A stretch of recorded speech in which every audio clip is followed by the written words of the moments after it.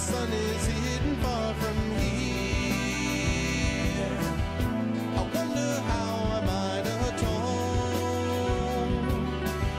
It's been a year since I left home.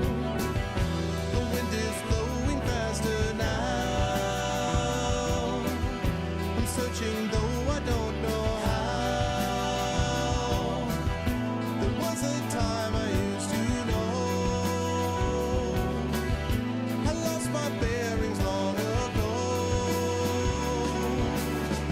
And all this time, well, it's my imagination, my fading inspiration that dances in my mind, and it's a crime. Only my imagination, my own interpretation should lead me down this road, and I know where to go.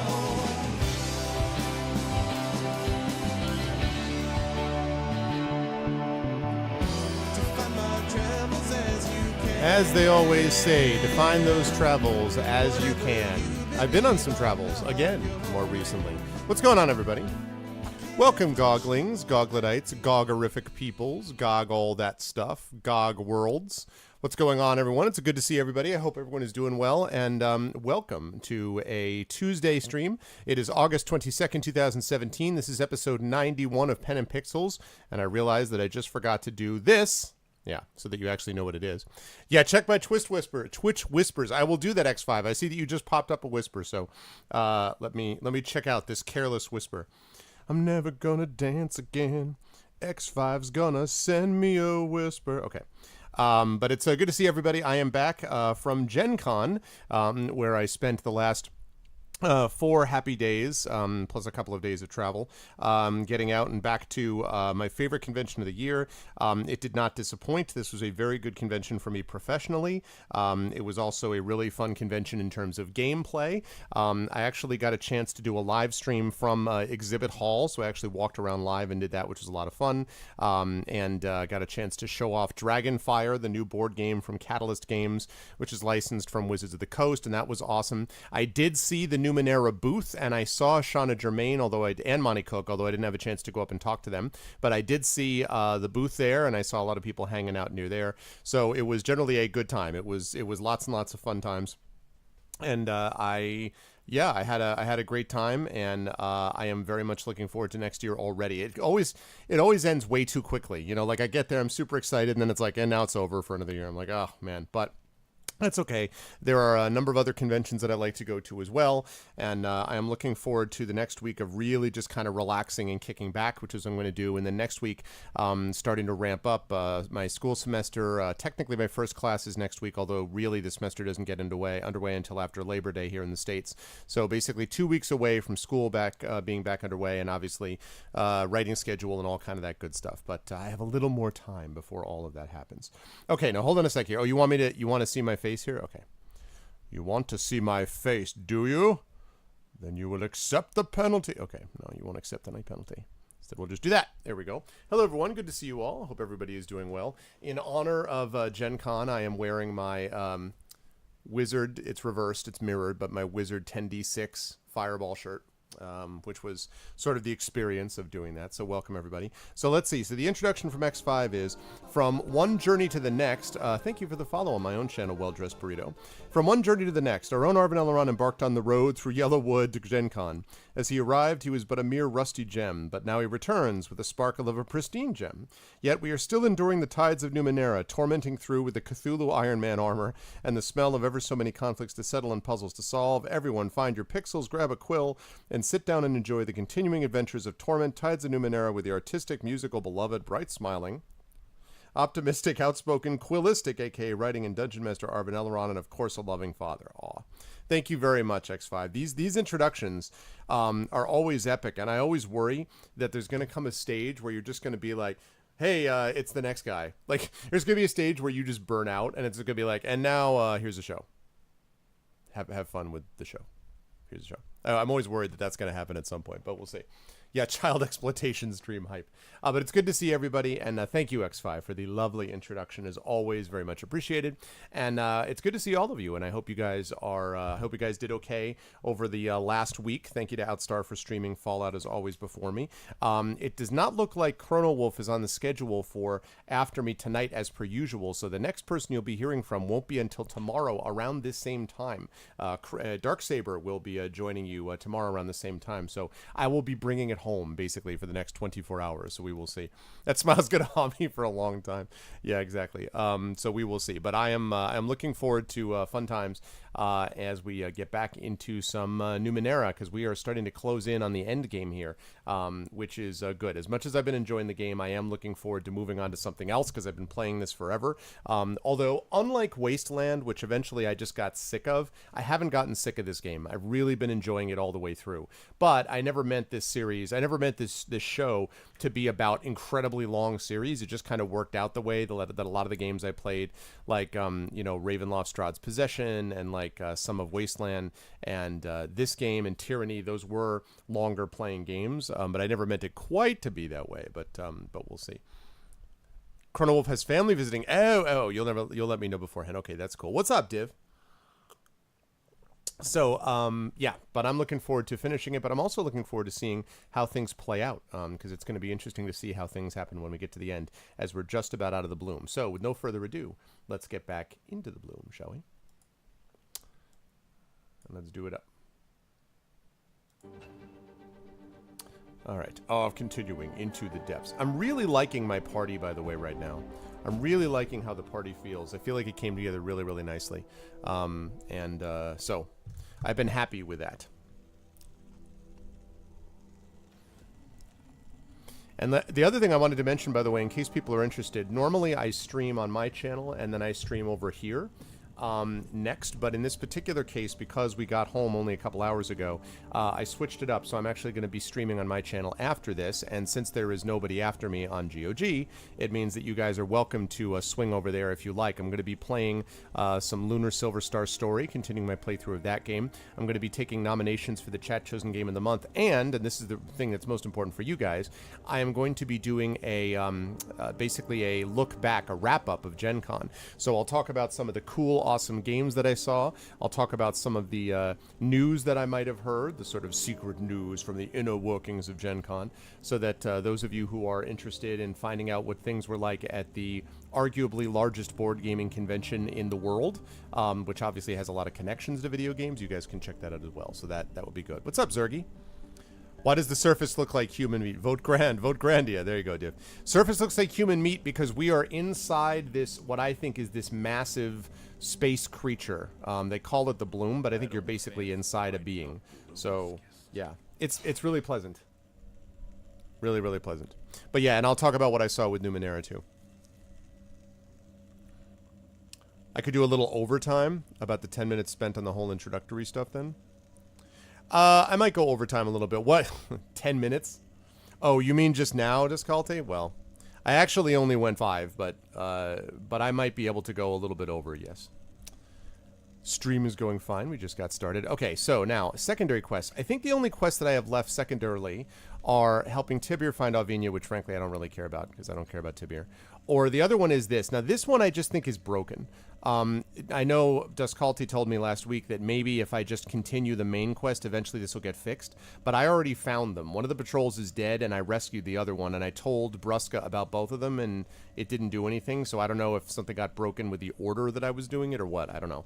But hopefully that will resolve when I resolve this one, which is the main quest. And that is a maw that leads to the Bloom's Heart. I found out that the first cast-off is alive, and I need to find that first cast-off, but the memovirus is only going to tell me that if I can rescue one of her people, a scholar named Ishin, who was abducted by the Bloom and taken to its heart. I also want to say that I find this a little bit sketchy. I don't really know if she wants me to get the scholar or if she's really hoping that I'm going to die so that she won't be able to have to tell me anything. I don't know. We'll see. But in any case, so I'm looking for a way to find the Bloom's Heart, and so I went to this dude, who is a guide, not me, here, and see if this guy knows how to find the heart. Yep, I'm still here. Something you need? Do you know how to reach the heart of the bloom? Oh, actually, where do the merchants go first? On about their business. Them sour fellas pay well, but that's all the good I have to say about 'em. Guess I'll be moving on soon. Got enough shins to hold me over for a while. Oh, listen, X5, I always appreciate those introductions. I mean, I guess there could come a stage where they'd be so long that they could be problematic, but I don't think we've hit anywhere close to that stage. For me personally, I'm sure every streamer is different, but I like it. Okay, do you know how to reach the heart of the bloom? Updated my journal. Folks say there's a maw that'll take you to the heart. If the stories are true, you can only see it if it wants you to. Never been there myself, but when I need something from the bloom, I go to the place where she's most likely to hear me. The shrine of Chila the Great. Maybe somebody there can set you right. Oh, okay. So I'll go talk to them. What will I find in the bloom's heart? I call myself a bloom guide because I know this sack of guts, but the deep places are different. Okay, gotcha. Yeah, well, normally that would be true. Yeah, Disculty, for sure. And normally I would be going faster, but I had just gotten back, so anyway. The deep places are different. More alive, more conscious. Full of voices, packs of them that wrap themselves in flesh so they can wander around and feed. The heart is where Memaviras are made, and unmade. If you go down there, you ain't coming back until the bloom is finished with you one way or another. Everything, I love how everything in this world is just doom. You know? Everything in this world is just doom and despair. Just like... You're like, and then if that happens, more doom. Like right there, that's pleasant, right? That's lovely. Really beautiful art, though, all of this. Okay. Yes.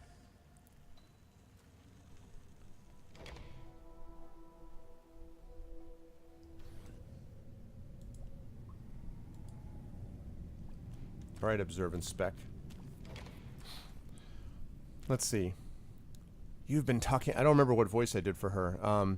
You've been talking to the Memavira. She sent you to claim something from the heart, hasn't she? Or rather, someone. Too frightened to go herself, for she knows what will happen if she does. The cycle continues. Cycles within cycles. Yeah, so you think that, right, Care Bear world would not be good either, right? Can we get someone there in the middle, though? Can we get something in the middle, maybe? What will happen? The bloom will eat her body and soul. It doesn't matter how long she puts it off. The bloom will have her in the end. The only question is who it will find to take her place. But you want to reach the heart, and I can help you. Making a note. One gets to the heart in the same way one gets anywhere in the bloom. A maw will take you, and the maw you want is just over there. Suddenly maw.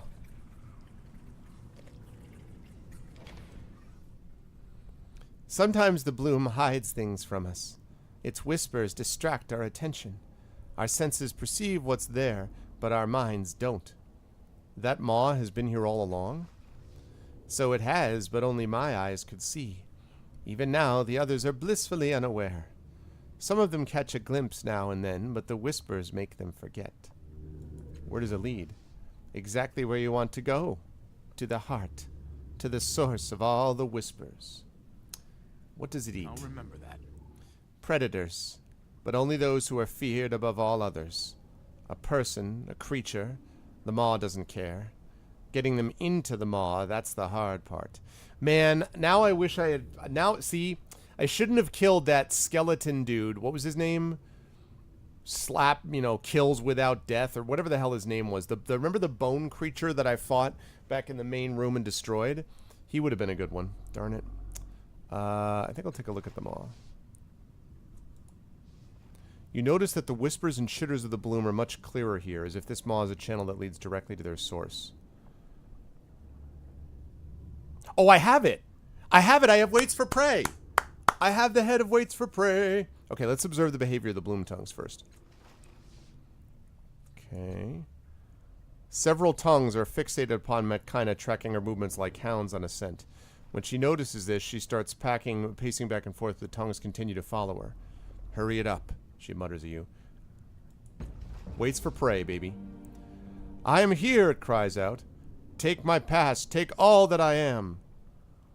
All for you. Head is pulled towards the maw. All for you. All for you. making a note. Nice. Well, I got his head anyway. Got it. We're there. Success.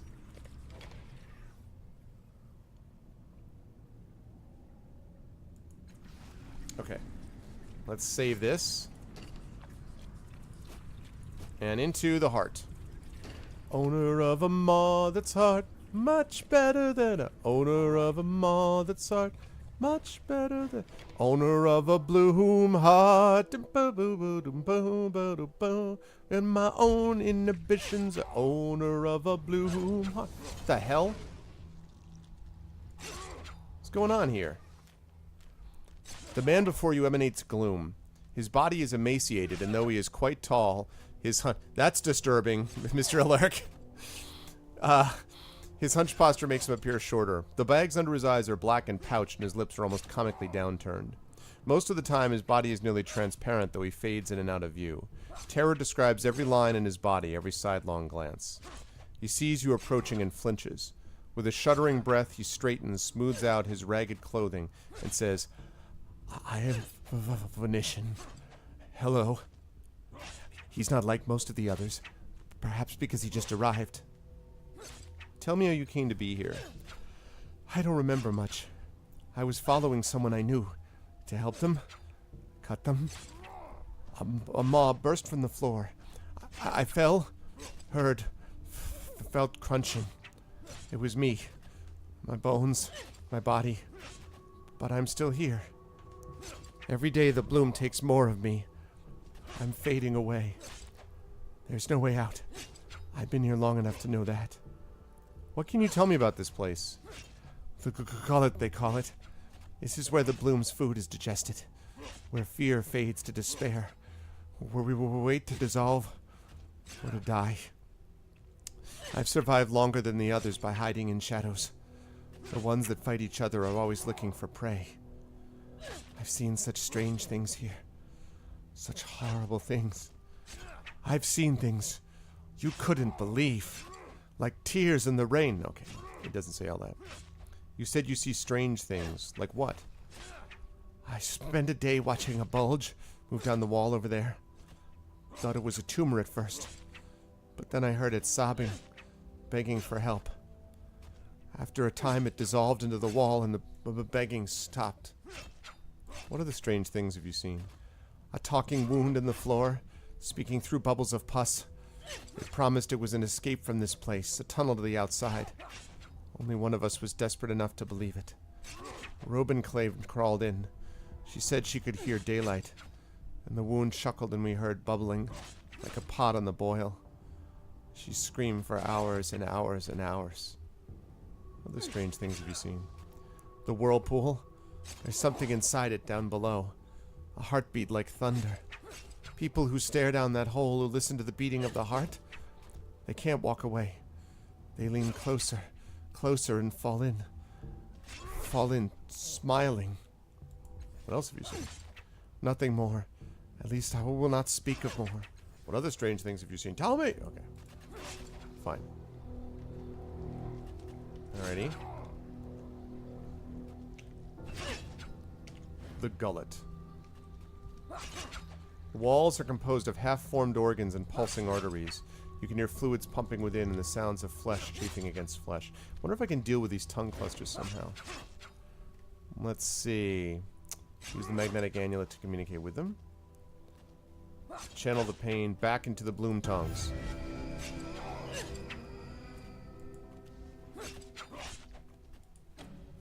Take control. Hey, what's up, Jedi?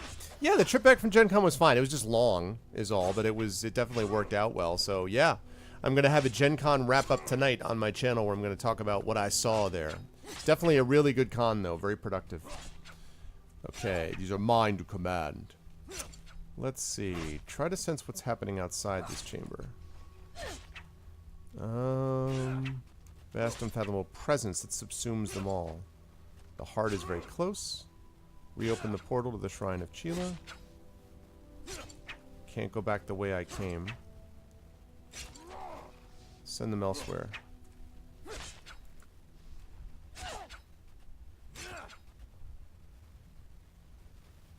Goodbye.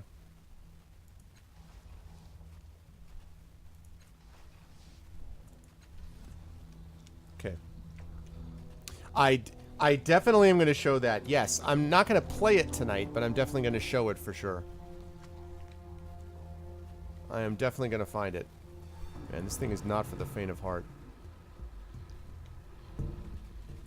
Let's go. Mouths in this pillar are softly breathing in and out. Long streams of yellow drool flow into the depression below. Fine. Yes, definitely. And I got a couple other games too.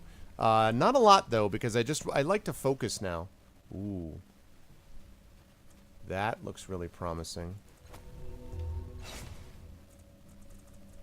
But I did get, let's see.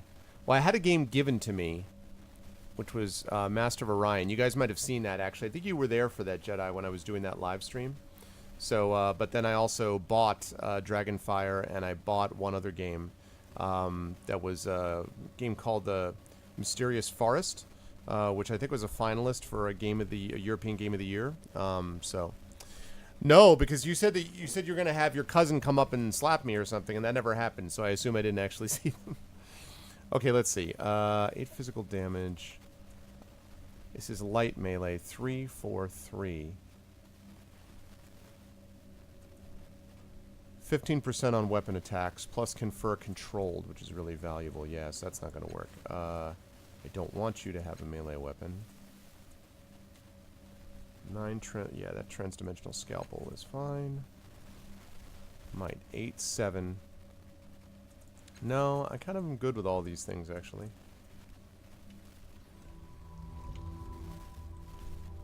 You never told her to.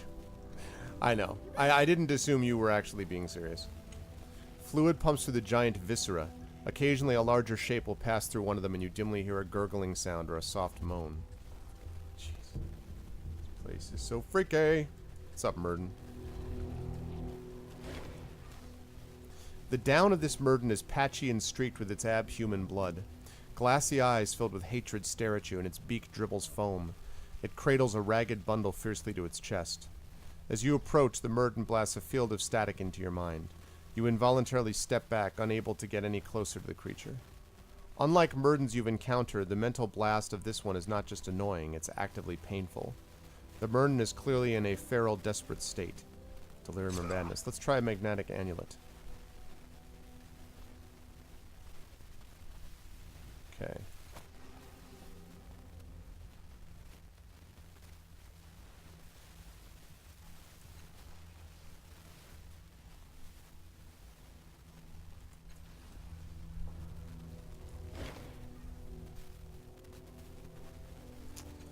That wasn't exactly what I wanted to do. I could have actually pushed through it, I guess, but... Synth egg.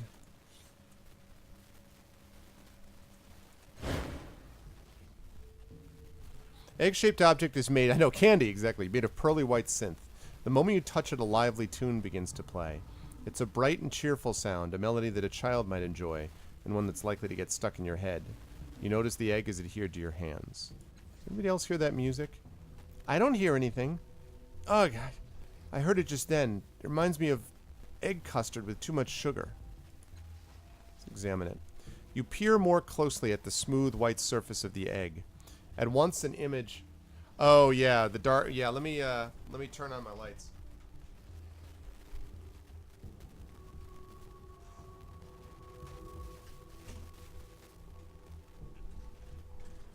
See, I don't like turning on all of my light because I feel like the minute I do that, light shows up here and then all of a sudden it's like angel effect. So, it's a Pez dispenser. Nice. In the image, you're holding the egg, gazing into it. All around you, little creatures dance and caper. They're the size and shape of toddlers covered in pastel fur of mauve, orange, or baby blue, with huge lustrous eyes and wide furry ears. They begin to sing along with the music. You don't understand the words, but their voices are high-pitched and full of excitement. These little Murdens, maybe? Little creatures sing louder, grabbing hold of each other and twirling themselves around, cooing and giggling. Then one of them seems to notice you.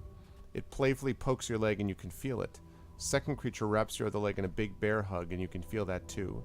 They squeal with delight. Third creature jumps up and down in front of you, holding out its little hands like a child who wants to be picked up.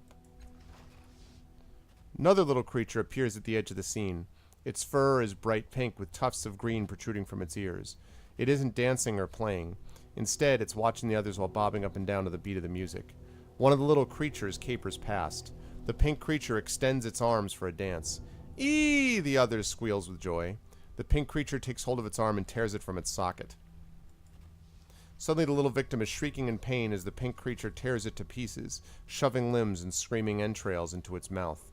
The victim's head survives longer than it should, and it's still screaming when the pink creature yanks out its eyes, pops them into its mouth, and smashes the head to pulp.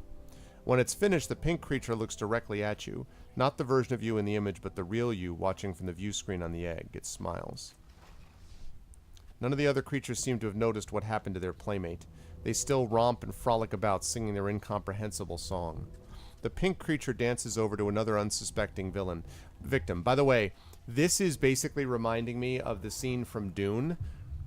You know what I mean? Where the guy puts the hand inside the box and the thing, you must survive, the being crushed, that whole business. So that's kind of what I'm doing. I'm hoping I'm right. We'll see. It's the little orange fellow who was so excited to play with you earlier. This time the pink creature rips open the other's belly and thrusts its head inside, feasting on the victim's innards while it wails piteously and thrashes about. Finally, the other creatures do notice what's happening. They scream in terror, throwing up their little hands and scattering in all directions until they vanished from sight. With a happy little burp, the pink creature tears apart what's left of its second victim, leaving skin and fur in a shredded pile on the ground. Then it walks up to you and takes a bite out of your leg. Pain is real, and so is the wound, but your scream catches in your throat and you don't make a sound. Pink creature stands close to your leg, looks up at you, smiles again, begins to climb your motionless body. Can feel it moving slowly, deliberately, hand over foot up your leg, then your back. Its breathing is calm. It giggles to itself, sinks its teeth into the flesh of your back, ripping out a hunk of flesh, chewing contentedly and swallowing before renewing its leisurely climb.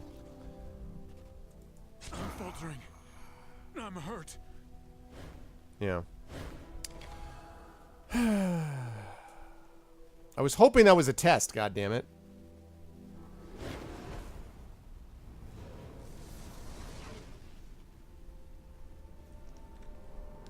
I think there was something last time that I was supposed to check while I was in here.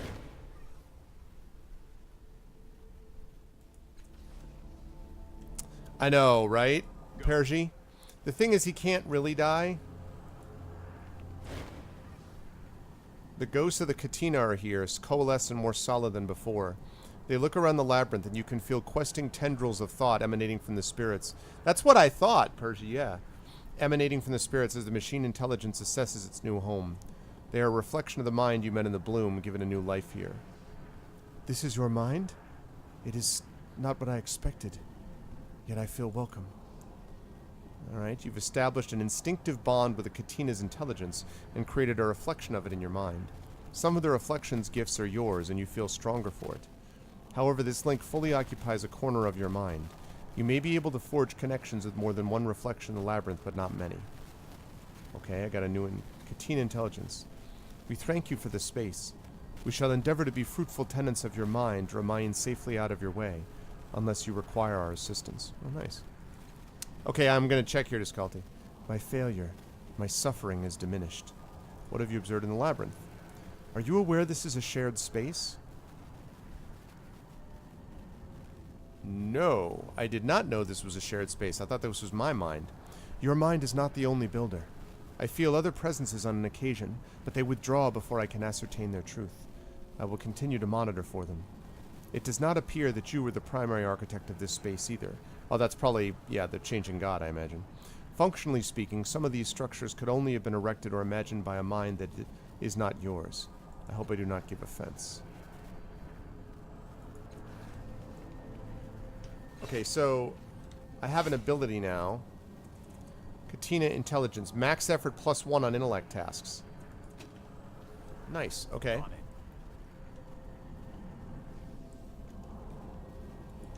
Let's see what else I got.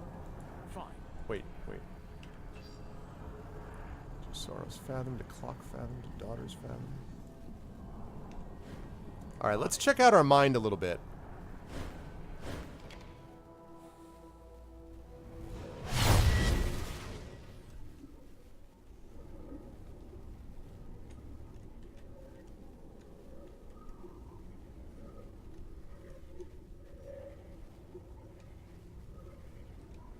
Nope, not exciting.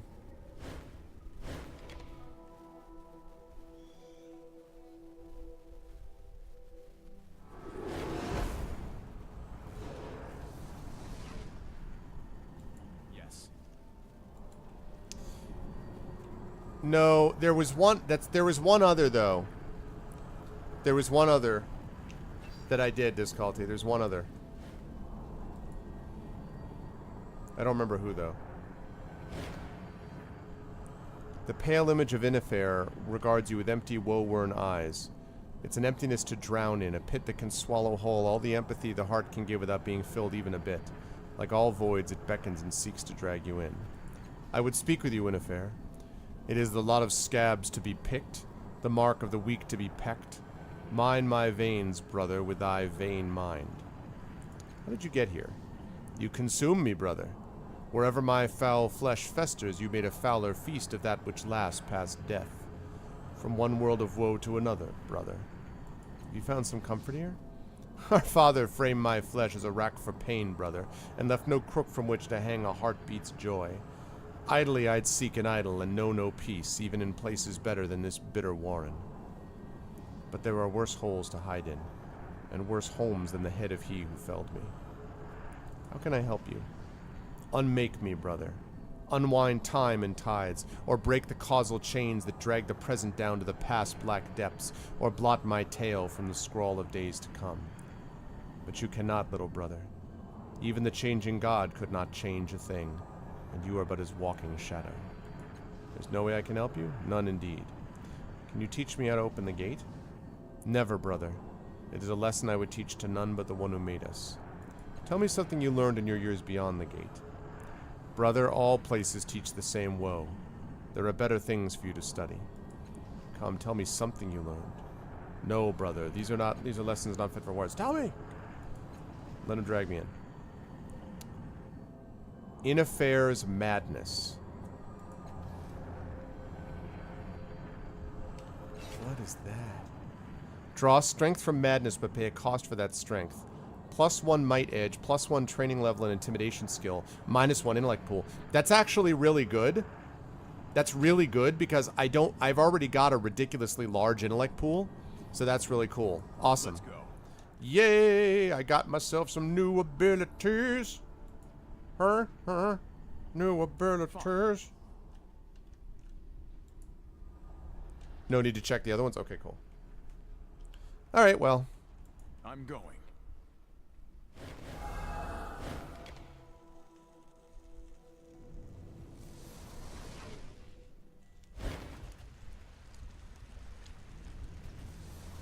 Hey, I'm back. You're up. Finally. The hell am I? Oh. Sure. What's up, G? How you doing, G Pudding? Also, hi, Gross. I'm doing well, man. How are you? A wall of bones grows jagged and sharp, covered with tiny protrusions that would rip bare flesh. This fat, blubbery flesh is soft and yielding, threatening to suck you down if you tried to wade through it. All right. It's lovely. Done. Oh, man.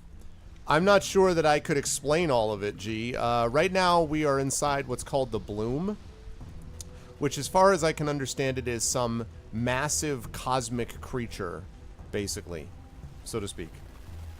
I'm ready. Okay. Oh, hold on a second, guys.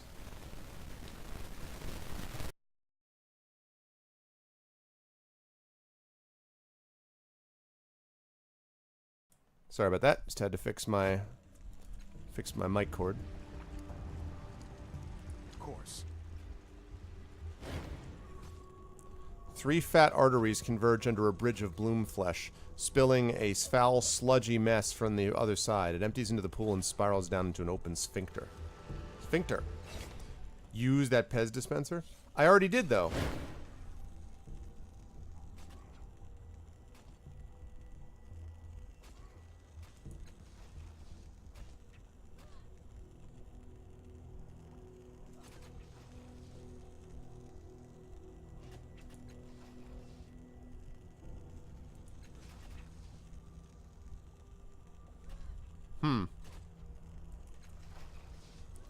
That's big. Yeah, that's basically it.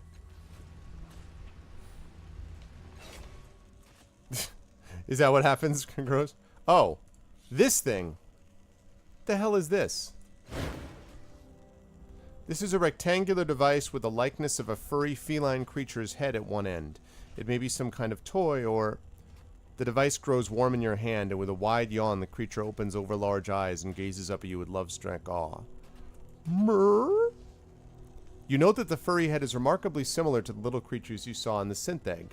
Perhaps the two objects date from the same period in the past, or were brought to the bloom from the same alien world. With twin clicks, the outlines of long, slender, four-fingered hands protrude from either side of the device. What's your name? Murr. How adorable. Can you speak? Murr. Let's examine the device. Look, it's like a Furby, I know, right? You turn the device over to examine the casing. The creature coos with interest at the sight of the floor.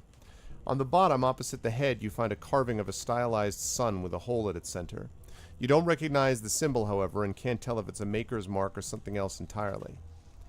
Tiny indentations beneath the protruding hands catch your attention. They seem more than simple decoration. You run your fingers over them, probing carefully. Ribs. They appear to be this creature's ribs pushing through the warm skin of the device.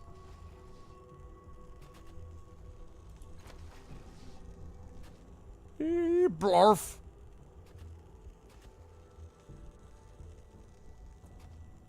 Yes. 30 points of health permanently increases intellect by 1. Murr?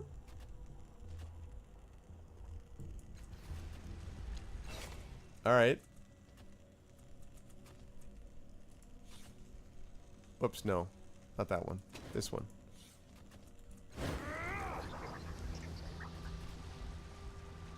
Pez dispenser.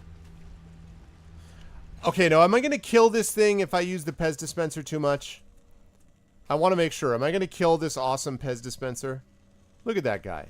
You don't want me to kill him. Am I going to kill him? I don't know if I want to kill him. I think that would be a little bit too much. Am I going to kill him?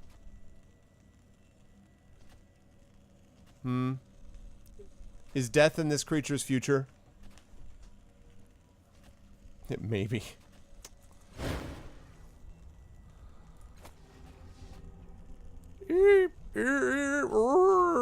Blarf.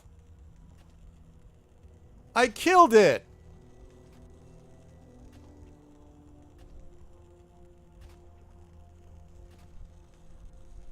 I killed it.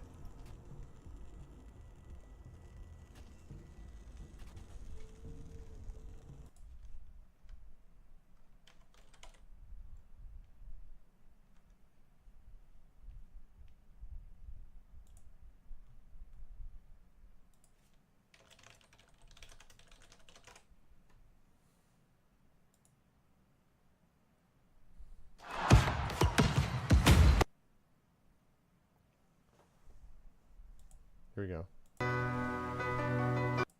I'm running.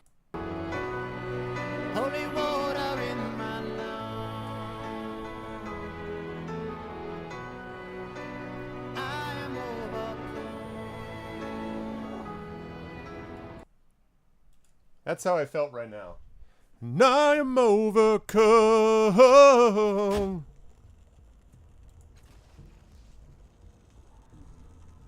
It seems you will be getting no more tablets from this device.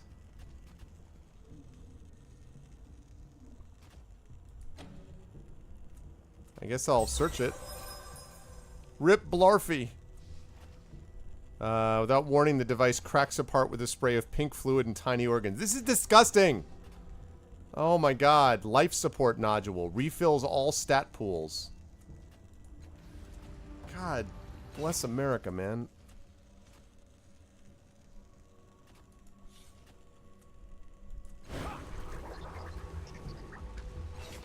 Man.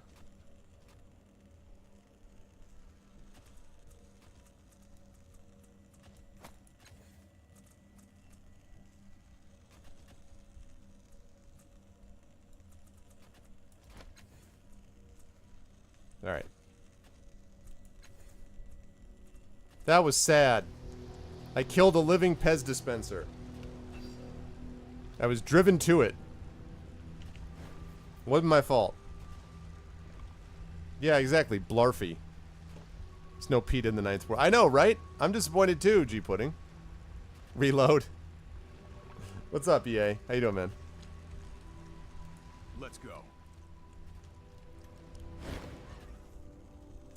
3 tubes spill a foul bile into a rancid, swirling morass. Somewhere at the bottom of the pool, there must be a drain. You can hear a faint, faint thudding. Yeah, the voices told me to, like that of an overgrown heart. Each time it beats, the surface of the pool ripples slightly. Let me walk away.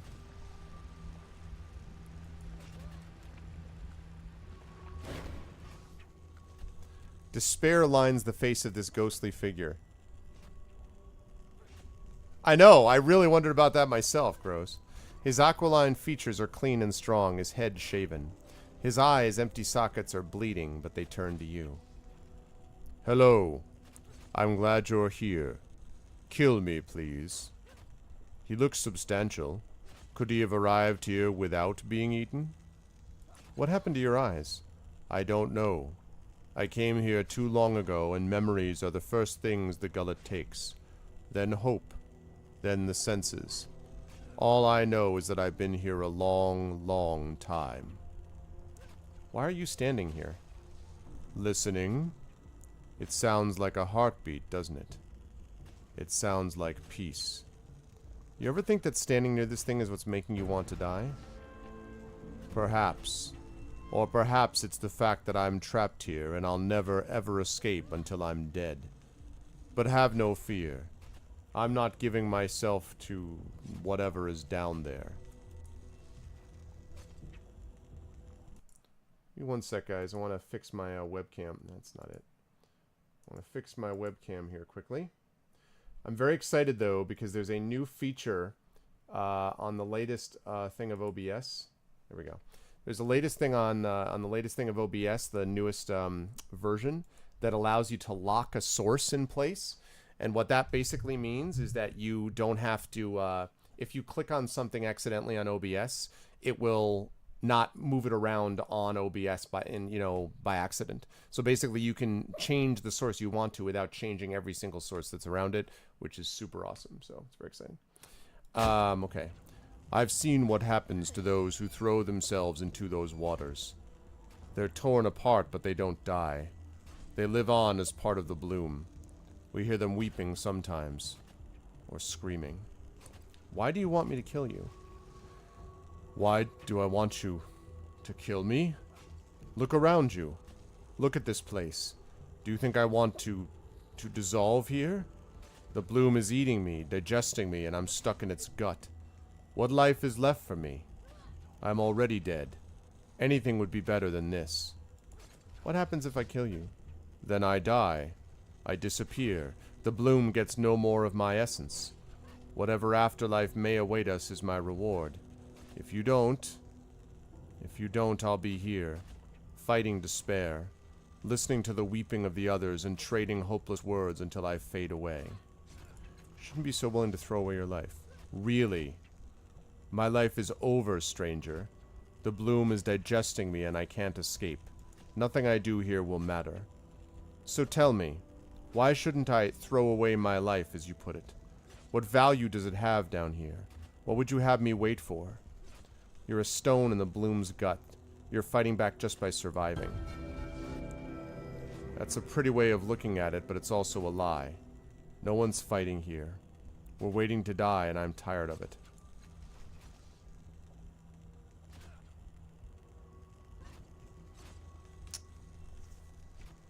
So the question is whether do I slash his throat or not?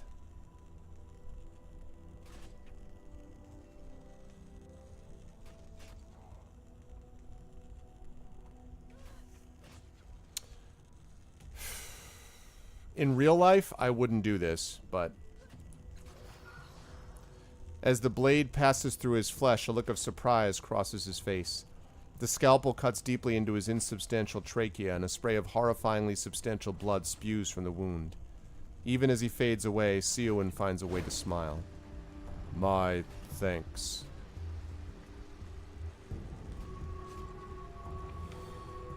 Well, that was certainly made me feel great. Not at all. Yes. Now. Yeah, I feel like that's correct, mortal. Cluster of bloom tubes sprout from the floor. Let's tie the tubes into a knot.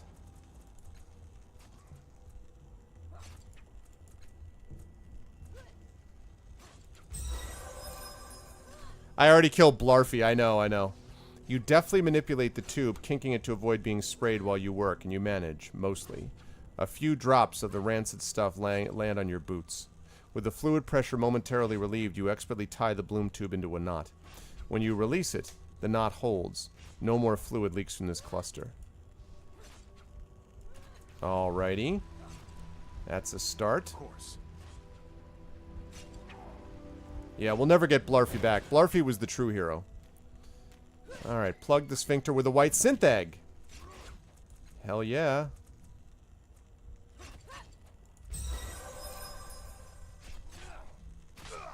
The egg is almost exactly the right size to shove into the orifice. You force it into the opening, spraying bloom juice in all directions. It hisses and burns when it hits your bare skin, but you ignore the pain, shoving the egg deeper until the flow of liquid is stopped. Plug the sphincter! The sphincter convulses once or twice, but your makeshift seal holds firm. Level of the pool drops. Alrighty. Well, well. Trust and honesty are our bonds. Oh man, I can hear the heartbeat now. Of course. Okay, I bet there's one other thing that I need to get to fix that to really reduce it the rest of the way. So let's take a look elsewhere here.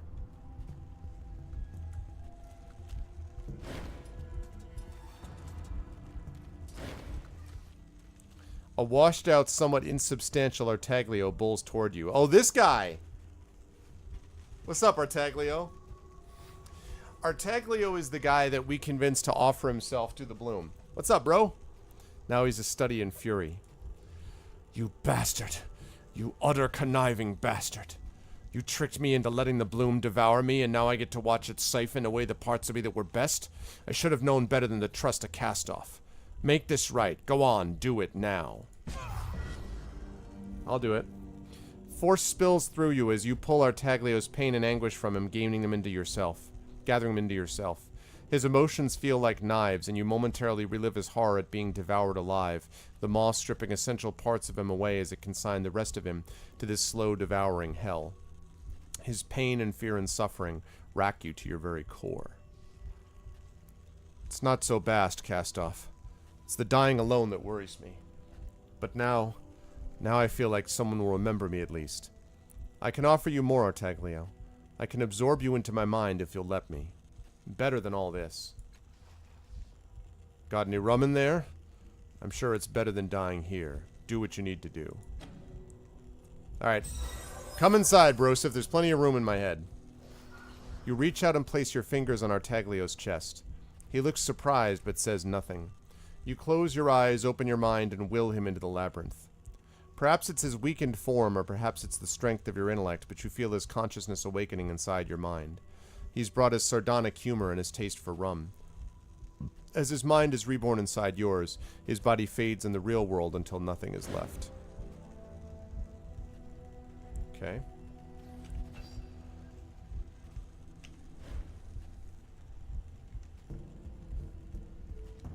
Exactly. Mind Flayer with a heart of gold. Exactly. Yes. What else we got? What is this thing?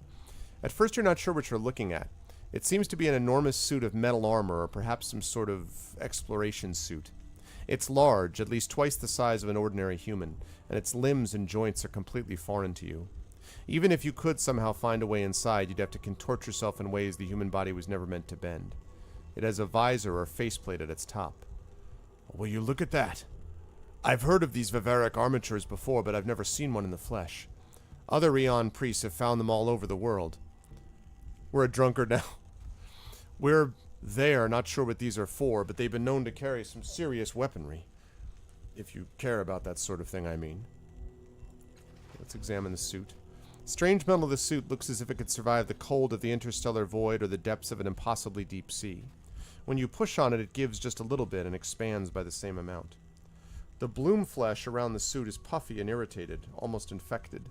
It seems that the bloom is trying to absorb the suit into itself, without much success. There are a number of tools and strange devices attached to the suit's right hand. You might be able to extract one or two of these if you're careful. Alright, we'll do that in a minute. Some visitant lived inside this suit, a creature with multiple eyes scattered across its face based on the skeletal remains you can see inside. At least you assume they're eye sockets. They might have been some other alien orifice. Oddly, the creature had no visible mouth or jaw. Okay, let's salvage the devices. Most of the attachments are broken or corroded, but through some careful maneuvering you're able to detach something that looks like a spray canister. A test squirt produces a glob of quick-drying liquid synth, a highly effective sealant. Once you detach the device, you notice there's more machinery deeper inside the suit's arm. Okay, let's examine the arm for more components.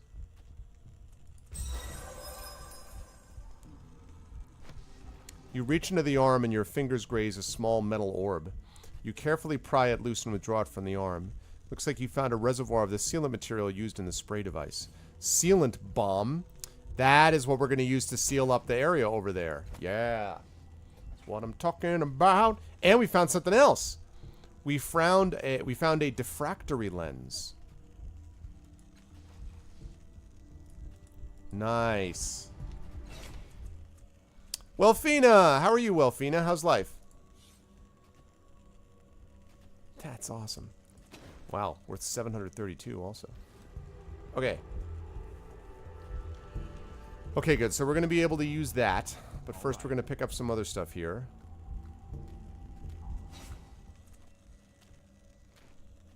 Okay.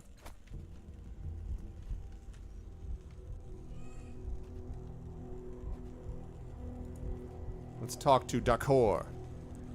An ocean-going treant, yeah. I'm gonna go off to sea, and... This wiry young man wears drit-stained, ragged clothes and carries a wicked, jagged knife. Wet blood still stains its blade, though you see no evidence of bodies or victims. He sees you, and his mouth works in an instinctive but passionless snarl. Oh, that's awesome, Welfina. That's really cool. As his gaze shifts away, he sighs deeply. His voice is flat, affectless. I'm the life-taker Decor. You're in my territory. Should be Decor. That's how it used to go, right? Get the words right. Maybe the rest will come. The gullet is your territory? I've marked it out. I've walked its paces.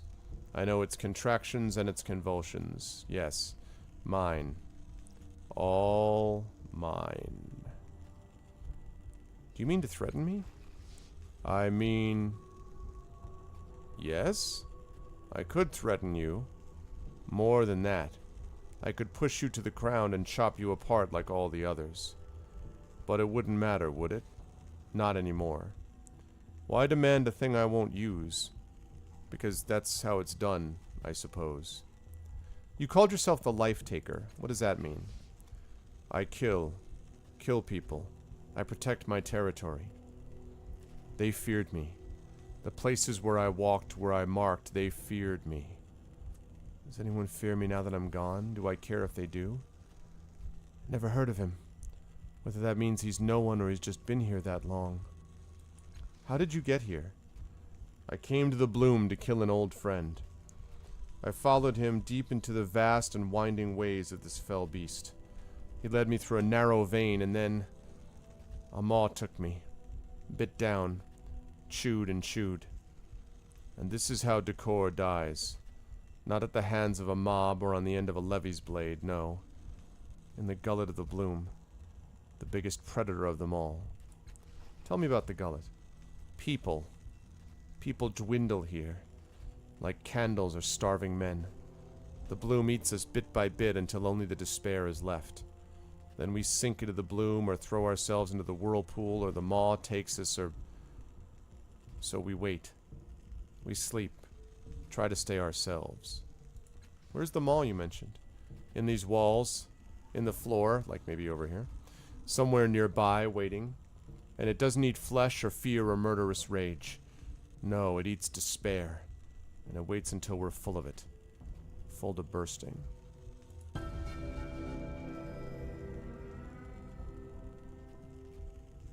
Why bother? Who's going to know? What good would it do? Alright. Interesting. Okay. So we've got one more spot, which is that spot down to the southwest, and then after that, we already know how to get into that whirlpool.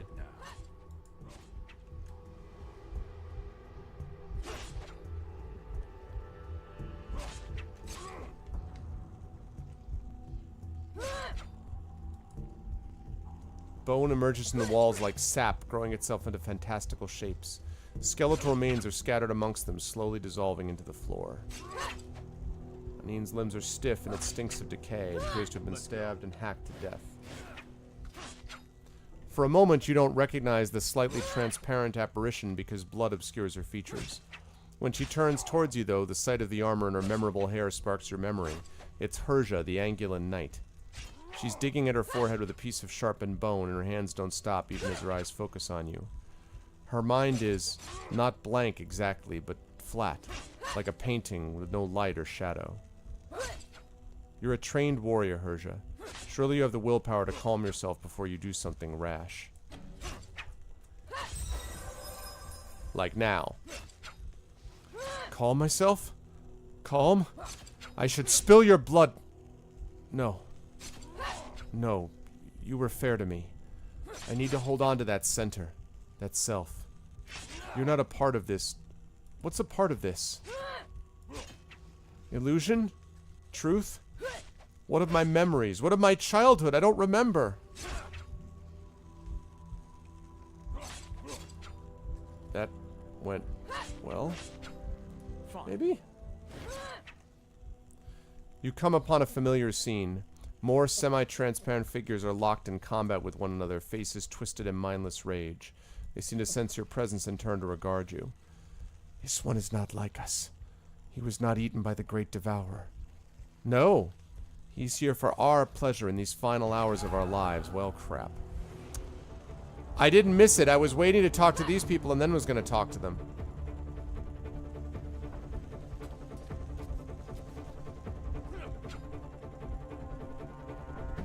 I guess I should have done that first. Thank you.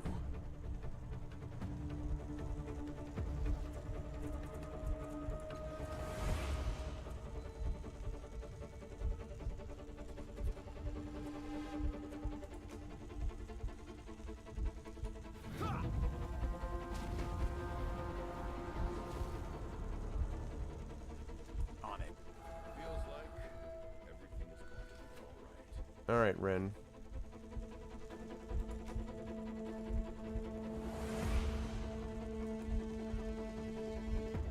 And another balefire.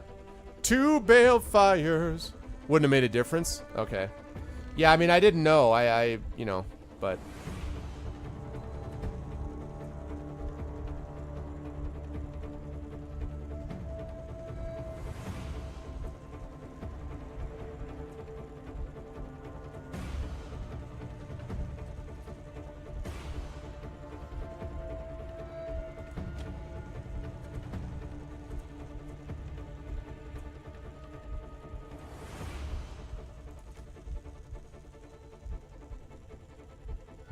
I think that might have worked. Alright. Let's see. Energize.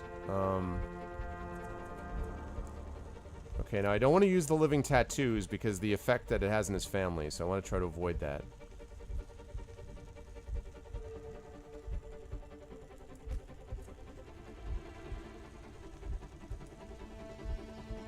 Feels like everything's going to be all right.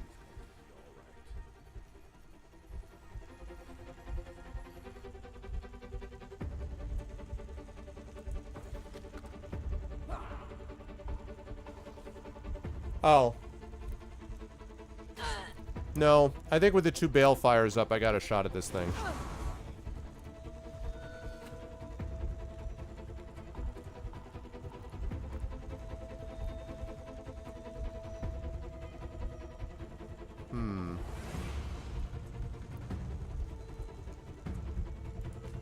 Let's do warp dash, shall we?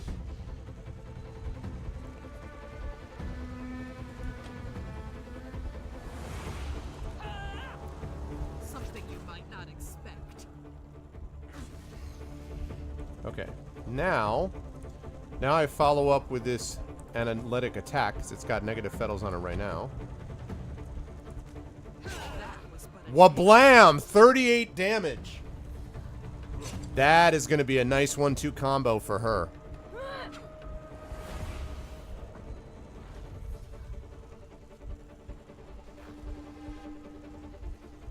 All of them attacking the balefire. Balefire. Attacking the balefire. Okay.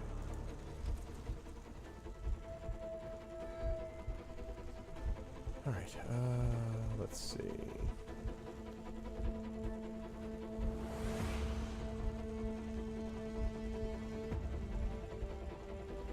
Let's go with that.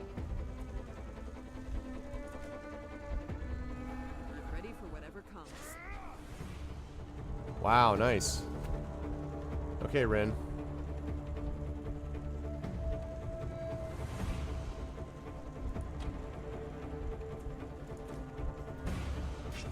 Zam! Down they go. Let's get over there where you can be inspired. Okay. Aligurn, I would love for you to be able to hit these things. Can I not get there? Oh, man.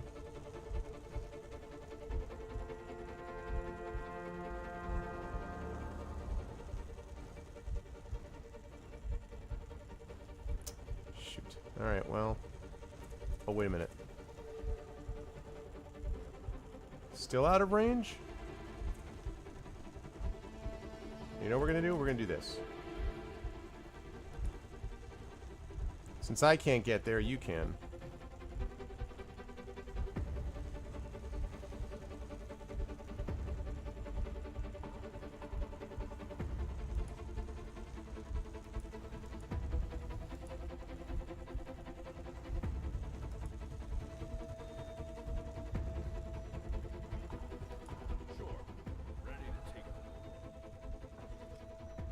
I thought he was supposed to attack there. I don't know what happened.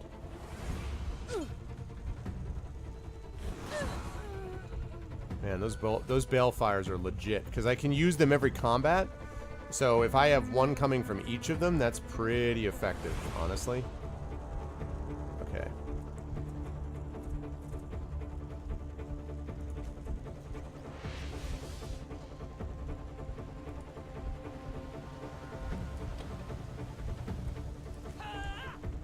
You fear me. You know you fear me. Okay. And then analytic attack.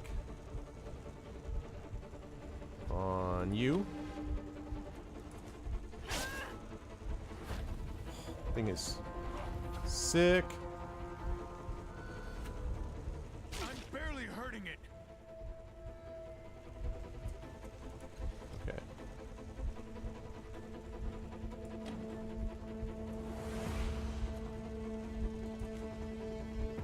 Didn't see that coming. Nice. Down it goes. Yeah, it is pretty cool music, right? Okay, Rin.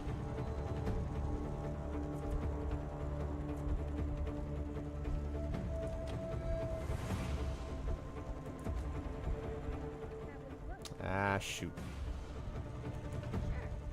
Rin's not really my attacker anyway. Aligurn, though.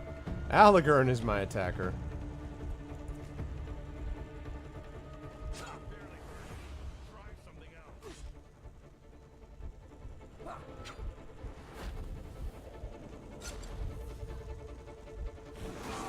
Yep. That's what I'm talking about. I'm going. That was pretty effective, I would say.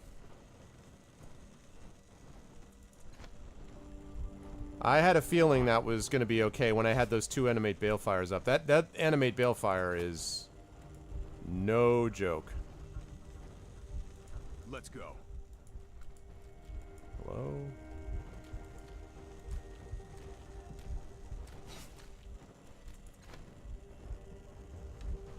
Fine.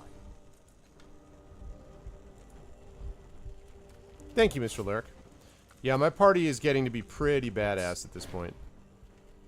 This dead woman bears numerous stab wounds, probably inflicted by the predatory echoes that seem to infest the gullet. Judging by the scrawled maps and notes that are stuffed amongst her things, she may have been an explorer or bloom guide. Looks as though her belts and pouches are mostly intact. Okay. Blah, blah, blah, blah, blah. We found a synth rope. Obedient rope. Hell yeah, that's what I need. I need an obedient rope, guys. I've often said the one thing I don't have is an obedient rope. And I bet that's what I'm going to use to climb down that hole once I free the hole. Yes. From blocking it off because of that sealant that I found. Yeah, I know. Just repeatedly. Black stone rings. That's interesting. Alright, I'm going to check that in a minute. This reef of bone is almost beautiful. Perhaps these are the skeletal remnants of the bloom's victims transformed by the bloom for some purpose of its own. Right, let's quick save it. That went pretty well. I don't think my people got hit, even. Alright. Let's inspect the rings. Strikes you these are not two separate rings, but rather two representations of the same ring. Galadriel's gift to Sam. There you go, Mr. Alaric. What's up, Snarky J? How you doing? Putting your ear to them, you hear a slight hum of trans-dimensional power. You feel like they could be useful somehow, though it's not immediately apparent what that use might be. Let me see those. That's what I thought. You wear it like this. When you squeeze the band, you trade places with the person wearing its mate. It's useful, but... I once worked with a pair of thieves who used something like this. Problem was the younger of the two was so impressed by the pedigree of his partner that she didn't take the ring off between jobs. Came a time that the older one soloed a vault, got caught holding the loot, soloed, and he swapped out. Made a bag of shins for himself and quit the city while she met the devourer. Good luck with them. World's full of bastards like that. That's interesting. So, swap positions with target ally. Completely refills the health of both target and caster. Oh man, that could be so useful.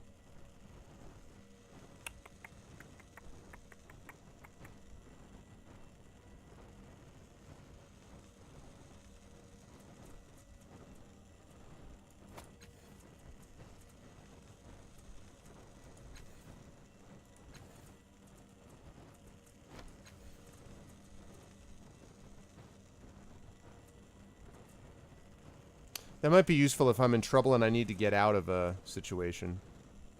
Yeah, I like that. Cool. Alright.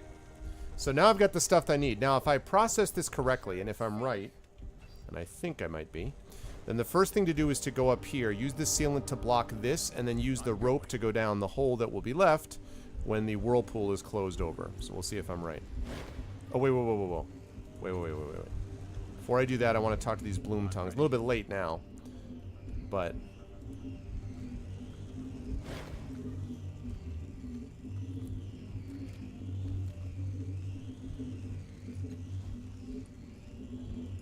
suck it.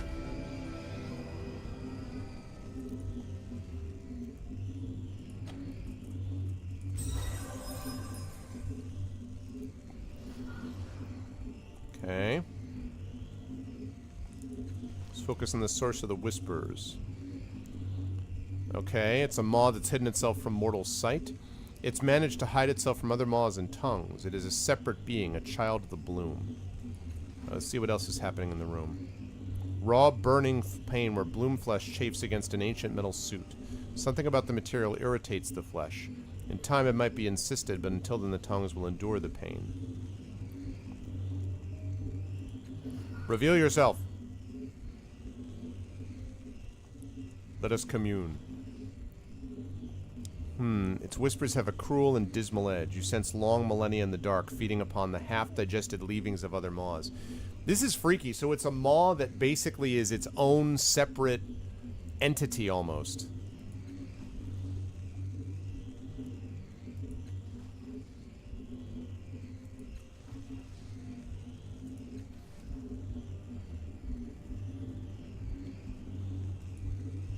Can we talk, I wonder? Let's talk, Maw. Observe the behavior of the Maw's tongues. Listen carefully. The voices of the Maw. I'm not going to cut it open with the transdimensional scalpel yet. Moment, and it's done. Okay. Now we'll take care of this thing. Mawception. Good night, EA. Thanks for stopping by, man, as always. Hope all is well. Mawception. Alright, let's interact with this. Let's seal it off.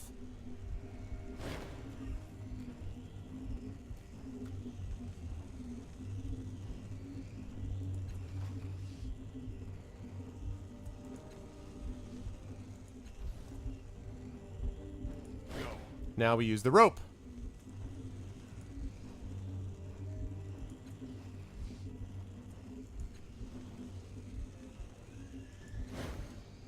Here we go.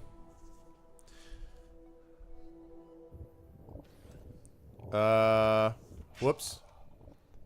Sorry. What the flip is this? It's like Binding of Isaac, but with realistic, like, images.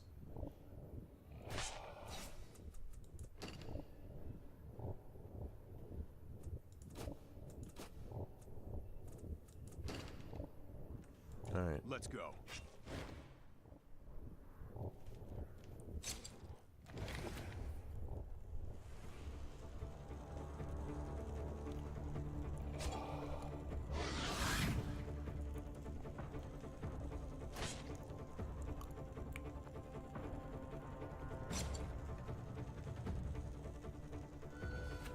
This is weird. I see some bloom tongues.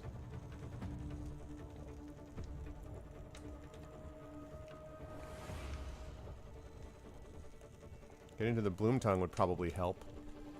Alright, first of all, let's kill this thing.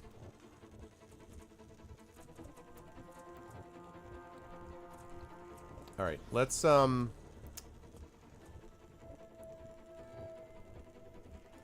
animate Balefire.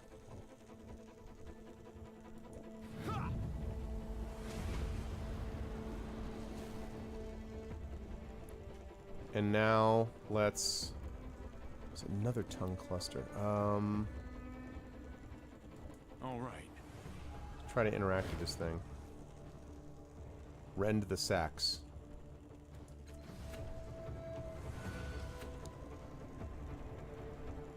Okay,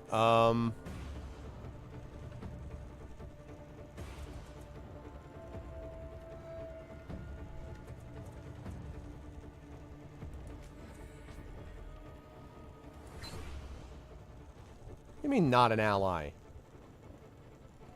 It isn't? That's obnoxious.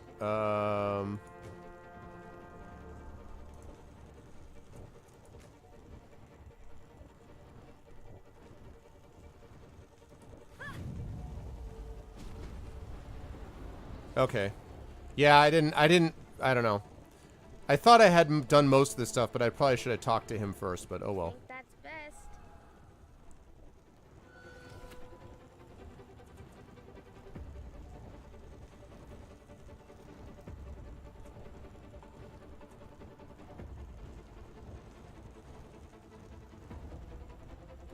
All right. Okay, I hope this is close enough that I can do this.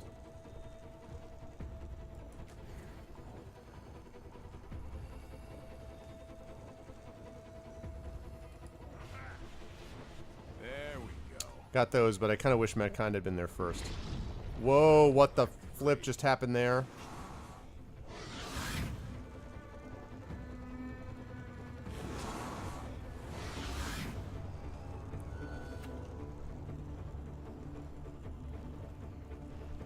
I don't know what just happened there, but it seemed bad.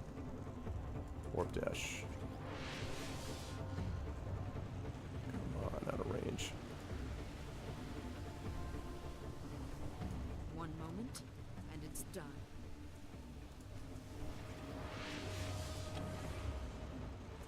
Let's do it up. You will suffer. Hobbled, hobbled.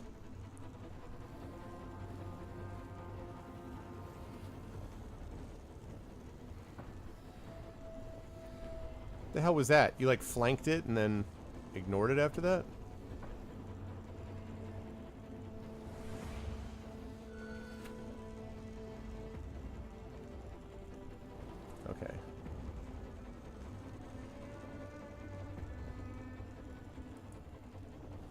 too far away. No, it's not. I want to get over here and up here, take control of that bloom tongue.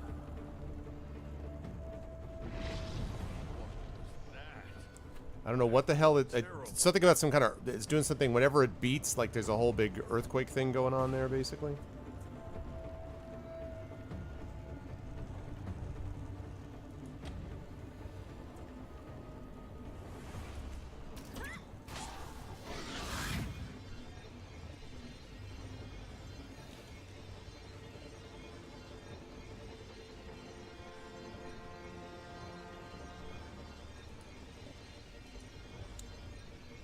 If you're sure it's safe. Let's get over here. Okay. Allegorn.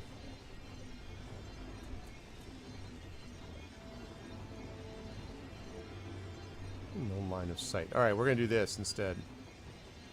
Can I hook this thing? That's annoying.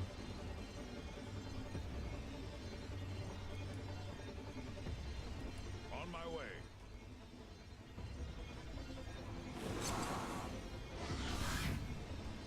So whenever it hits it, it gets phased away. I don't think I remember that from the original Right Maw where I attacks. want you.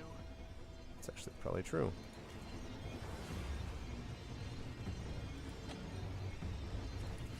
As if there were only skill.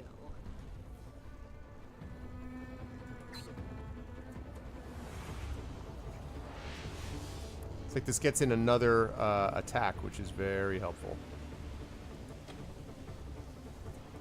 A taste of death for you.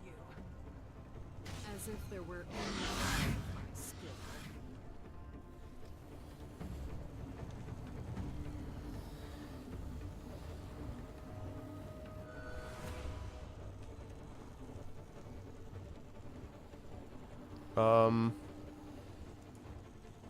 Abacos. Ready for whatever comes. You recognize this weird angular being as an Abacos. It's probably the same one you released from the cyst in the vast interior. Oh, this is what I released in the cave. Hunting the scuttling maws. Alright. Sounds like a plan to me. Whoops. This isn't right.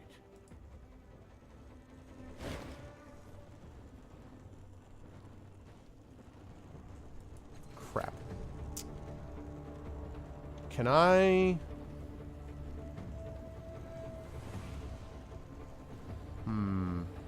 Okay, here's how we're going to do this. So I'm going to use... I can't do that? Ah! Because what I wanted to do was to consume the next cipher, but I'm out of intellect, aren't I? Shoot. Because I was going to say...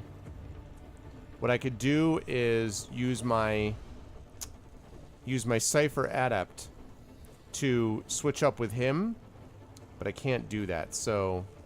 Alright, I better get out here, because this...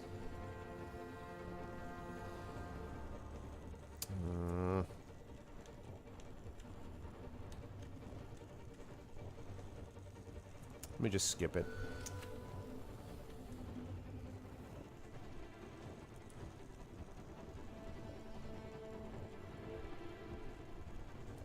Done.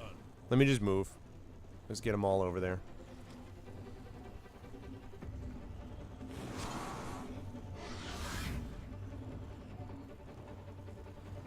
Have the balefires take care of these things while I'm worrying about the blooms. Alright, Mechana. I'll handle it. Okay. Yeah, but I don't want to attract the attention of the bloom if I can avoid it.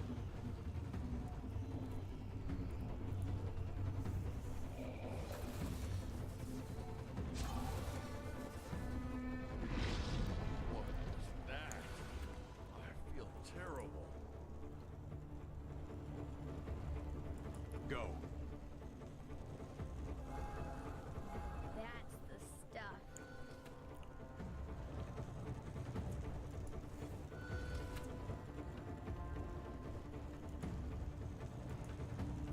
All right.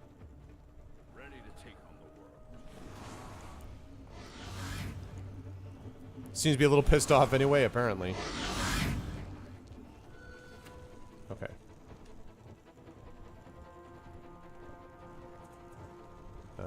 skip.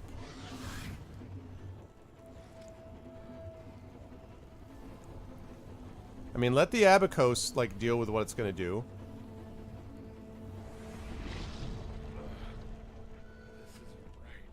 Okay. You're the only one who can deal with this thing.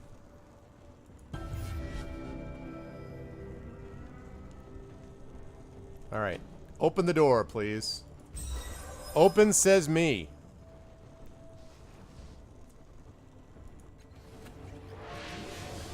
Nice. Let's get in there, please. Gonna do the same thing over here. Skip.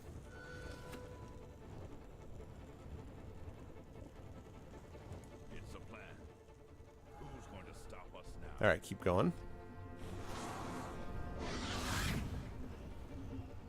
Meanwhile, my balefire is doing their job over here, like bosses. What's up, Cairo? How you doing, man? What is up, Cairo? How's life? Looking forward to Saturday, man. Should be a good time. As we will have you back in the fold. Cairo is a excellent streamer I've talked about before, and he's also in 2 of my D&D campaigns now. He's in my Infinity Beyond campaign, which is going on my channel. Will be continuing on Saturday, and he's in my Adventures of Middle-earth campaign, which is happening starting in September. And one of the things I did at Gen Con, as I'll talk about on the wrap-up tonight on my channel, is I hung out and talked with the CEO of Cubicle 7, which is the folks that sponsor that campaign. So I was talking to him a little bit about the AME campaign, because it's awesome. All right, let's get in here. Yeah, it's going to be good times, man. And skip. I feel terrible.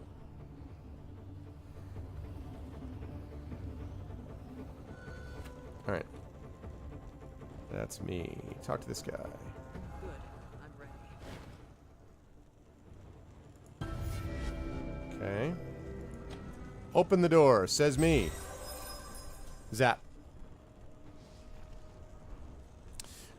Right. I'm not. Next week on Tuesday is on my channel is probably going to be me playing the Chat Chosen Game of the Month X5, and then the month after that, the week after that, which will be the week after Labor Day here in the States, will either be will not be Adventure Middle-earth yet. It'll probably be continuing Star Strider, my Fighting Fantasy game playthrough, and then probably the week after that, I have to check with the folks in the Tolkien group.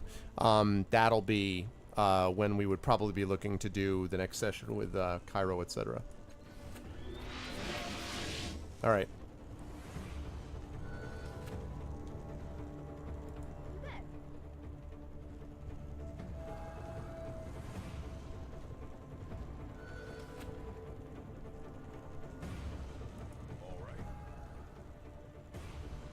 Allergren keeps getting hit by that. Hobbled. Yeah, that's right, X5. Yeah, Star Strider.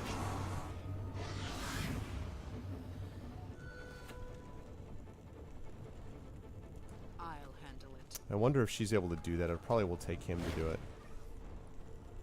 Oh, here we go. Godlike act of will. Okay, so cut the sphincter open. You can try to prise the muscles apart. Try to relax the muscles or pinch off one of the tubes. Let's relax the muscles. Yeesh. Alright, what about prise the muscles?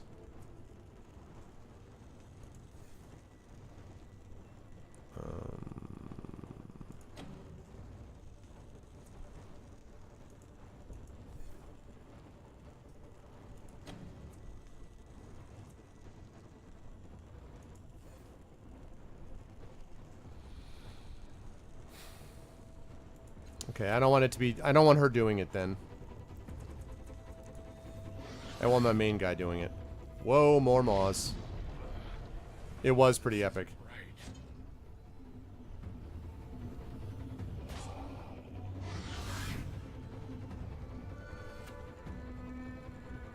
All right.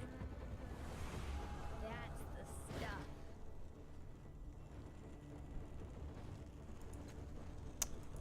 Come on, man. Really?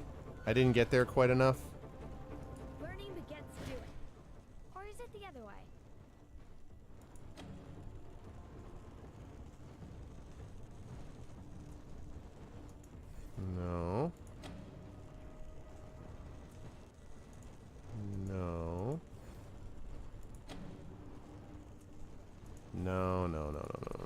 None of these are good.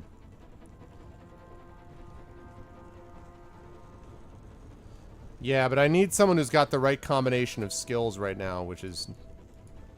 Oh my god, he is so slow because of how hobbled he is. Everything's going to be all right.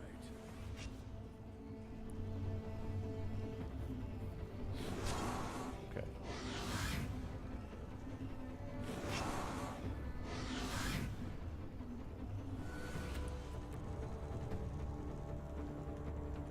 Okay. Fine.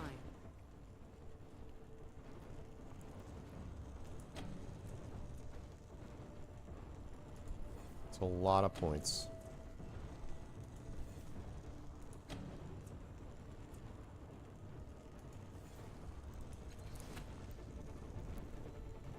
I don't necessarily want the thing to... I don't want to hurt it because I don't want it to attract more attention. Uh-oh. The great devourer has called us to the heart. A trespasser and defiler is tormenting our god. Let us punish him, brothers. Oh, that's bad. Black 3. Okay, that's really bad.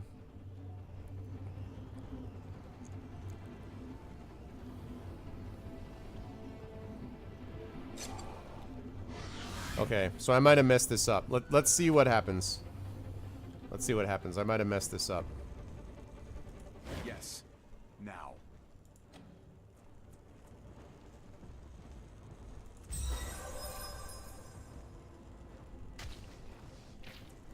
Okay. Have to weaken it further. This isn't right. Yeah, so I do have to do one of each. Alright, alright, alright. That's fine.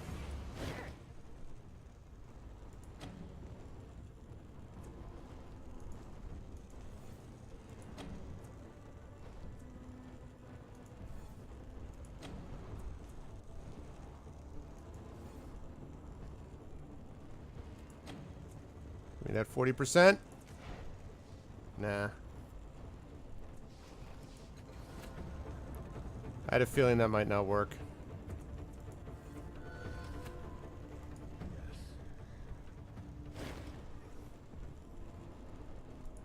Are you serious? He doesn't have enough action left? Jesus, come on.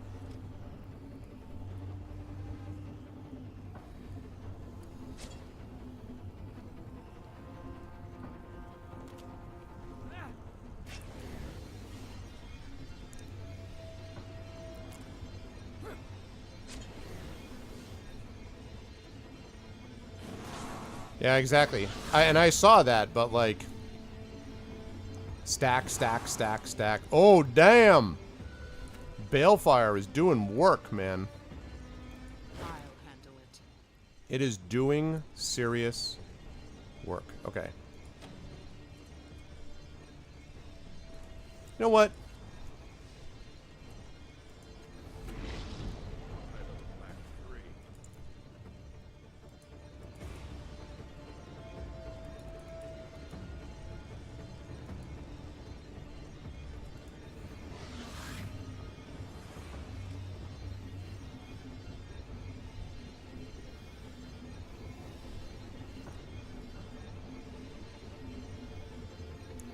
It's like, I got the transdimensional scalpel. Let's go.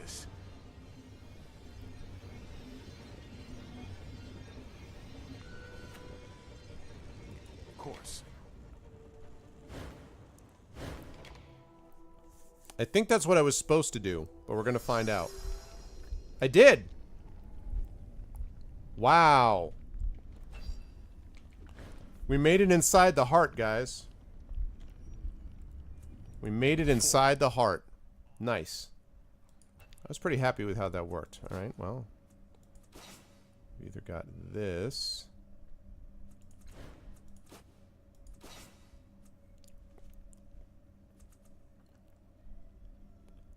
Mind control, sow dismay, onslaught.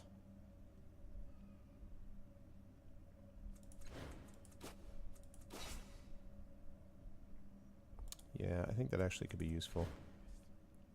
Alright, here we go, abilities. Yeah, so to speak. What's up, Steel Rose? Or something else. He said. Alright, let's see. Targeting eyes.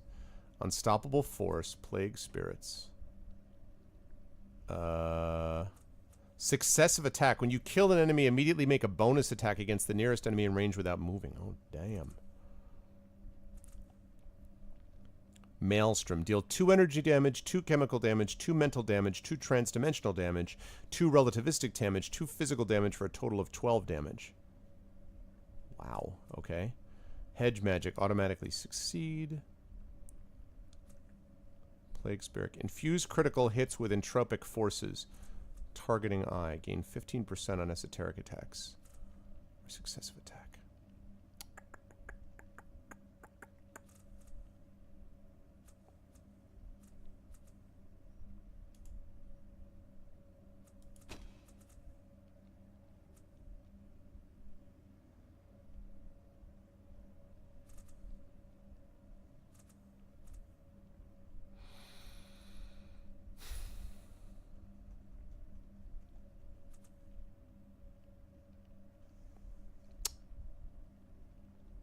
Let's go with Plague Spirits, and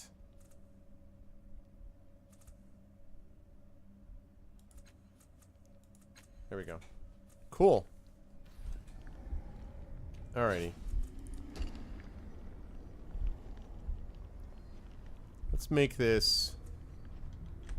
Yeah, exactly what I've been doing, Disculty. In fact, I tend to do that anyway, to be perfectly honest. I try to do that regardless, just because it always seems to be... I just like the idea of building up my character's passive abilities that I don't need to be thinking about deploying at any given time. What do we got here? Ahead you see a mass of bloom tongues, bigger than any you've encountered thus far. They wave gently as if beckoning you forward. Your companions hesitate, looking to you. Do you have any insight, Aligern? You're asking my advice now? I think you should have abandoned this foolish quest before it started. Don't underestimate it, Castoff. It's more powerful than you by a long shot, and their fate's to be feared more than death. Whatever I think of him, I wouldn't wish my fate on anyone. What do you mean, whatever you think of me? I thought you liked me, Aligern. Any advice, Matkina? This thing has destroyed the lives of more people than you've ever met. It's a predator. Whatever you do, stay in control. Resist it. Show it you're strong. Otherwise, it will swallow you whole. It'll probably swallow him whole anyway, but, well, he's come this far. You all right, Rin? What? No, I'm not all right. We're in the bowels of... I don't even know what. I don't know why I'm here. I want to go home. But kinda let's go in together. Are you insane? Perhaps you are. I will not. The bloom is a terror. If you want what it knows, you'll have to get it yourself. I can't do this alone. Help me! I don't believe that, but you've done good for me already. Fine. Try not to get us both killed. Aligern, I need you in there with me. This is your quest, Castoff. I won't stop you from going in there if that's what you think needs to be done, but I'll be damned if I'm going down with you. Please, I can't do this alone. Wapow! Persuasion, persuasion, persuasion! Fine. But if I come out of this worse than I already am, so help me, I'll have my revenge on you. Rin, I want you to come with me. What? Why would you even say that? I thought you were going to keep me safe. You're not the scared little girl you used to be. I need your help. Well, plow! Double persuasion headshot. I don't...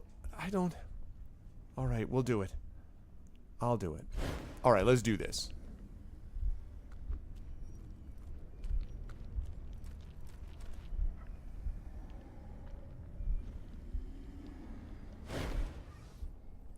Before you looms a twisted mass of tubes, arteries, roots, and tongues, heaving and pulsing in the murky light. The flesh glimmers with foul shades of purple and black, pocked with pustules and necrosis. Bloom whispers gather, swarming around you like fat, buzzing flies. They sound distracted, confused. As you step closer, bloom tongues surround you, drawing you into a wet, nauseating embrace.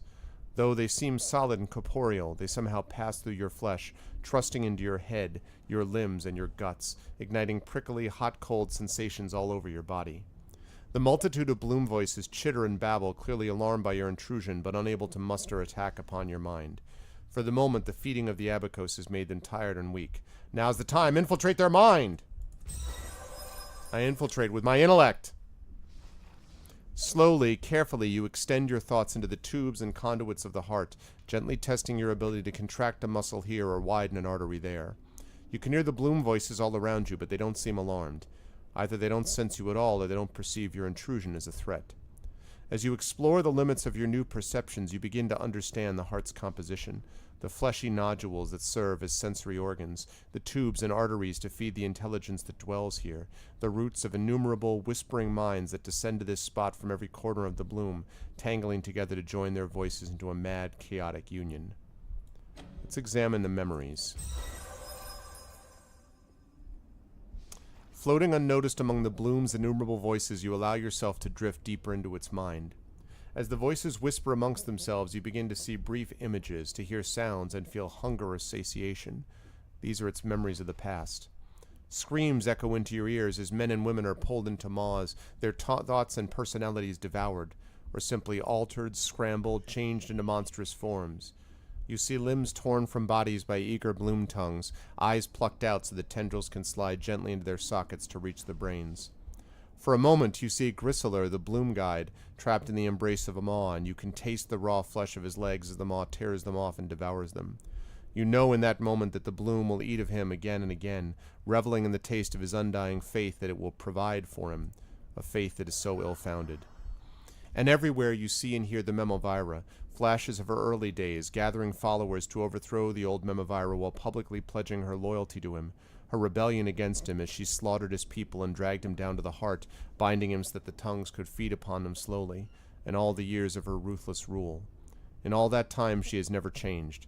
Her face is the same now as it was when the Bloom first saw her. All around you, whispers and chitters yield to more alien sounds, clicks and gurgles and dissonant tones. The memories change with them. Monsters stalk the corridors of the Bloom, gelatinous hulks with flickering letters and numbers writhing beneath their skin, multi-limbed machines with legs that skitter through 100 dimensions at once. Godlings form from city-killing detonations with voices of fire and smoke and screams. Flashing before your eyes are all the worlds the Bloom has seen in their hundreds of thousands. You can sense the city creature crawling across time and dimension since the universe was young, perhaps longer, its voices changing, its flesh adapting, its senses changing. Your mind begins to hurt, barely able to comprehend the sensory impressions that are contained within the most distant memories. Fighting the urge to scream, you disengage at last, allowing yourself to drift slowly back to the surface of the Bloom's mind. And yet even with that brief exposure, your senses have broadened, and you are better able to comprehend the impossible. Not even your sire dared to gaze so deep into an alien mind. Gain 2 intellect pool. Nice. Maximum intellect pool now 23. All right, let me do what I came here to do first, and then I'll think about this other stuff. All right, let's look for Ishin. While your thoughts are joined to the Bloom's, you can almost understand its voices. A whisper will spark a fleeting image in your mind's eye. A hiss will elicit a flash of anger or desire, or some alien emotion that you can't even comprehend. As you listen and watch, you see occasional images of a vague human figure. When you focus on them, try to hold them still, you see an isolated pocket of flesh, a cyst filled with thick black juices in which the man floats, curled up like a fetus. Hello. Japanese order text. Okay. Japanese order text, okay.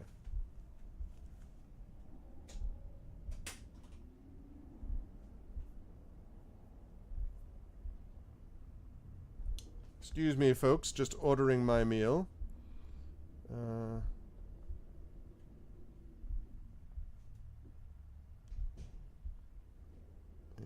chicken, katsu,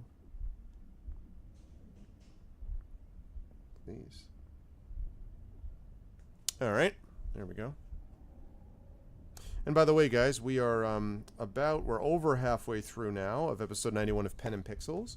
I hope you guys are enjoying so far. We are closing in on the end game here. We're not at the end game yet, but we're closing in on it, of Torment Tides of Numenera, which I thoroughly enjoyed. Right now we're dealing with the Bloom and the Heart and all that kind of good thing. So if you like what you see in here, please make sure to follow this channel. Please make sure to sub to GOG because you can get a lot of awesome emotes on it as well. I am sub to GOG. And if you get a chance, please swing by all of our individual channels also because we all have our own Patreon subsystems and things like that as well. And thank you. What's up, 5x9? Torment I've really liked it a lot. I really am impressed with Torment. Yes. Try to gain control over the fibers and muscles that guard. Excellent. Control. Thank you, X5. Moving slowly and cautiously, you follow the faint whispers of the tiny, chittering minds that watch over Ishin. They're not far from the heart, centered around a foul little cyst, just as you suspected. When they sense your approach, yeah, no, I'm really digging it, man. They squeal in alarm, but you overwhelm and silence them. You sense the remains of a trans-dimensional rift in the cyst, probably the same rift that the bloom used to capture Ishin in the first place. It should be possible to reopen the rift and set him free, but the bloom will know when you do. Well, hold on about that first. Not if I cancel out those sensory organs. Quiet, cautiously, you extend your consciousness into the bloated little sacs that quiver on the surface of the heart and within its many conduits. If you wished, you could put them into a sort of slumber that would make it harder for the bloom to sense your presence. Yes, please do that. Okay, now let's take control of the arteries. Taking great care to avoid detection, you slip your thoughts into the tubes and arteries. These fluids feel the intelligence that's coalesce here. Let's deprive them of energy. Do it. All right. That's what I'm talking about. Let me observe it as a biological system. And then I'm going to free Ishin. For a time, you listen carefully to the booming pulse of the heart and observe both its physical movements and its internal sensory experiences. Your knowledge of natural science provides a useful framework that the bloom is unlike any creature that you or your sire have ever examined. Unlike the heart of a normal creature which pumps blood through the body, the bloom's heart draws fluid to itself. These fluids are thoughts and memories, no doubt stolen from victims of the bloom, rendered into physical form. They feed the innumerable intelligences that coalesce here, knitting them closer together, strengthening the greater intellect of the bloom. Deprived of these fluids, you suspect the heart would be weakened considerably. I already did that. You attend closely to the innumerable voices chittering and whispering in the darkness of the bloom's mind. Each of these voices is a tiny intelligence, a semi-autonomous piece of the bloom's consciousness, and there are millions of them, perhaps tens of millions.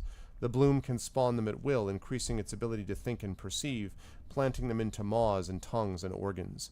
It can also devour them, cannibalizing its own screaming minds.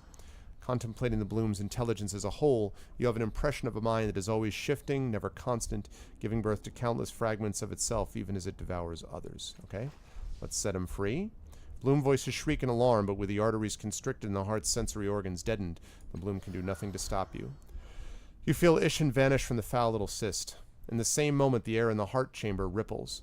A trans-dimensional rift tears itself into being, and a human figure topples out, dripping black juices, coughing and gagging, vomiting on the floor. You recognize the man at once.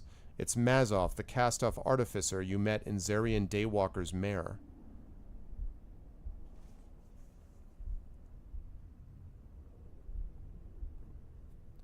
Your first thought is that the bloom has somehow released the wrong man, but no.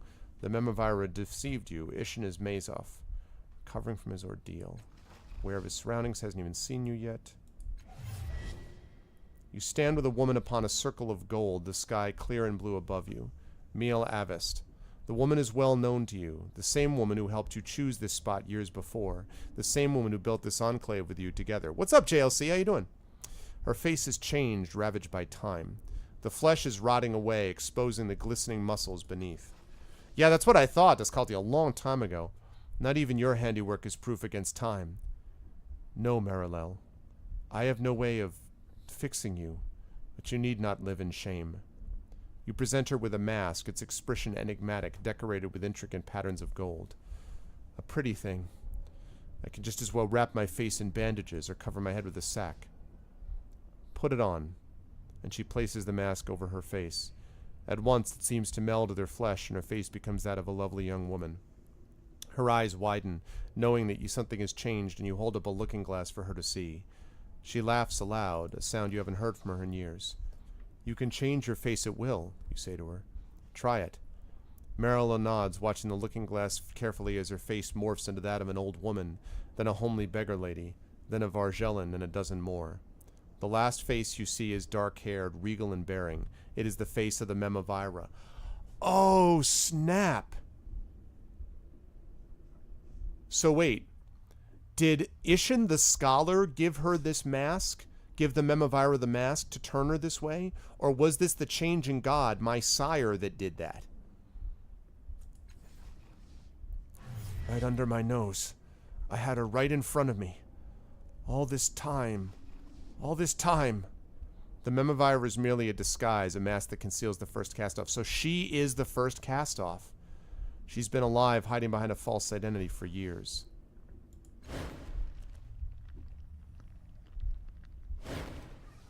Interesting. Gods. Gods. You're the cast-off that was riding Zarian Daywalker. What the hell are you doing down here? How did you recognize me? Muscle movements. Small variations on expression. As good as a signature for those who know what to look for.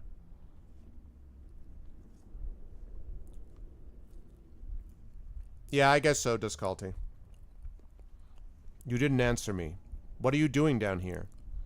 I thought I was rescuing someone named Ishin, but here you are instead. Yeah, that's me. It's a nickname. Short for a Shenazar because I look like one, whatever it is. But no one calls me that except... The first sent you, didn't she? Not surprised. She won't be getting the resonance chamber working on her own. It's all too easy to destroy the damn thing if you don't know what you're doing. Ah! So she's also looking for the resonance chamber, huh? Something about the words said in his voice stirs a memory in you. Resonance chamber. Resonance chamber, the sensation builds. God, the bloom is a terrible host. Stuck its damn tongues into my guts to force feed me, filled my lungs with bile. Not sure what you did to get me out, but thank you. Well, how do we get out of here? She's waiting, and you know how she is. Hold on, how did you end up a prisoner to begin with? The bloom took me. It's not a surprise. It's not happy with the first, but you probably already know that. So it took me because it knows I'm important to her. Anyway, I should get back to the first. She's going to be, well, you know. I don't know, actually. I thought I was working for the Memovire until just a few minutes ago. Skist. Look, don't tell her I said anything. I don't need anyone shouting at me right now, let alone her. This is the worst headache I've ever had. You're underwater. The fading pulse of a sonar alarm ripples through the water, then is gone. An invisible pressure crushes your body, squeezing your head. A Gibra with a cast-off's tattoo rises from the dark to confront you. I should have known. You need something of ours to finish your resonance chamber, don't you, Father? You haven't learned anything. You would sacrifice all of us for a chance at survival. You and the first. Pride blinds you both. You're wrong, Thorn, you snarl. Yet his words frighten you. Is he saying Marilel's alive with her own plan to stop the sorrow? She must be stopped. Any plan of hers would be dangerous. I've built the resonance chamber to save us all. It has the power to weaken the sorrow. I can kill the creature. A half-truth. The chamber certainly has the power, but who knows if it would be enough to kill. Will you apologize to me then, selfish child? Will you beg my forgiveness? You lie. You always have. Although your motives differ, Marilel's plan and yours will result in the same end, the destruction of every last cast-off. I will not allow this to happen. Thorin's voice grows muffled and fades as your mind, your sire's consciousness, flees his imprisoned body, or Tom, I guess, abandoning it to the Gibra in favor of a new host. You return to consciousness, the headache fading. Your mouth tastes of seawater or blood. Light and wet heat bathes the side of your face as the bloom opens a transdimensional portal. You can't be sure where it leads, but it's certainly your only way out. Someone, Mazov, is bracing you, holding you up. You all right? See, this is what I think is happening. I think the bloom is telling me this because I think the bloom has decided it wants me to be the new, whatever, chosen one that it has, and to replace the Memovira, which is not really what I want to do. What is the first plan with the chamber? To sever the... You know, maybe you should ask her. I don't know enough about what's going on here. Just know that it'll free us from the sorrow, without sucking us all into someone else's mind. That should be enough. She can't do it without me, though. I best be getting back. Patting you awkwardly on the shoulder, he limps past you into the portal and vanishes. Like that. It's only when he's gone that you see the glittering contours of a small object lying where Mazov was standing. A marecaster. It must have fallen from Mazov's pockets. You wipe the slime from the joints of the machine and add it to your belongings. Making a note. Frictionless marecaster. Okay. So... Interesting.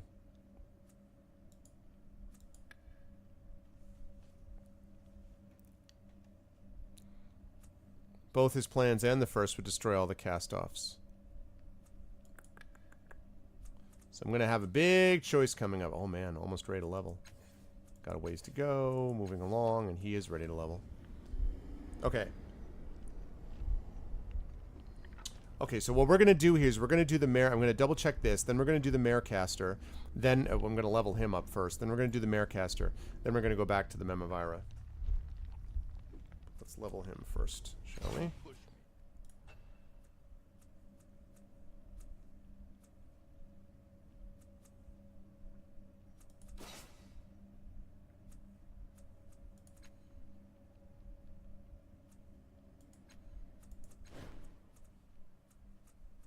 Okay.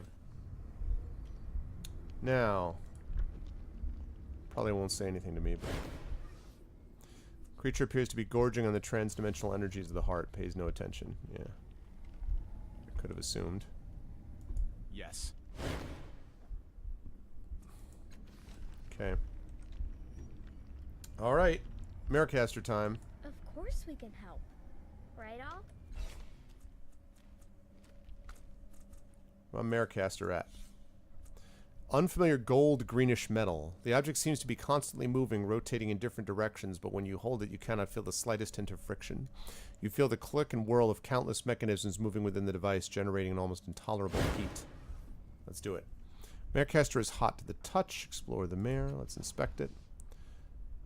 Like soldiers marching in perfect, helpless unison. All right, let's go in. Marecaster time. As your consciousness coalesces, you find yourself in an underground bunker which is shaking from an attack far above. You stand mid-salute in front of a cast-off encased in an articulated metal carapace. He's so skeletal you doubt he could move without it. You remember his name is Lovak, Paj Rekken's second in command in the endless battle. 3 advisors sit behind him. Lovak shakes his synth-encased head and addresses you. Don't worry about the message, Barricale. It's been rendered moot. But just luckily Commander Reckon made it out of Mil Avest alive. She missed the destruction of the sanctuary by moments. Thunderous explosion rocks the bunker, sending everyone staggering. As you can see, we have troubles of our own. The changing god's latest ploy has paralyzed the reconciler of truth. Of course, Heaven's Rejoinder remains functioning, which means we cannot reverse their successes, while they can reverse ours. He leads you to a strategy table showing a 3-dimensional projection of a battlefield across parallel realities. He swipes through several images. All of them show your army on the verge of defeat. We're in more danger now of losing this war than since the first died. I'm afraid I must send you out again, Barricale. We must save the Reconciler. How did the massacre at Mil Avest massacre...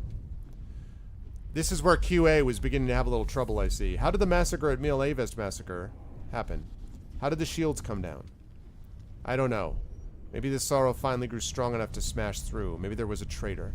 I've heard nothing. What are the Reconciler of Truth and Heaven's Rejoinder? Again, eh? I suppose one of the hazards of dancing so often through realities and times is that it plays hell with memory. Not to worry, I'll explain it once more. Centuries ago, when the first still lived...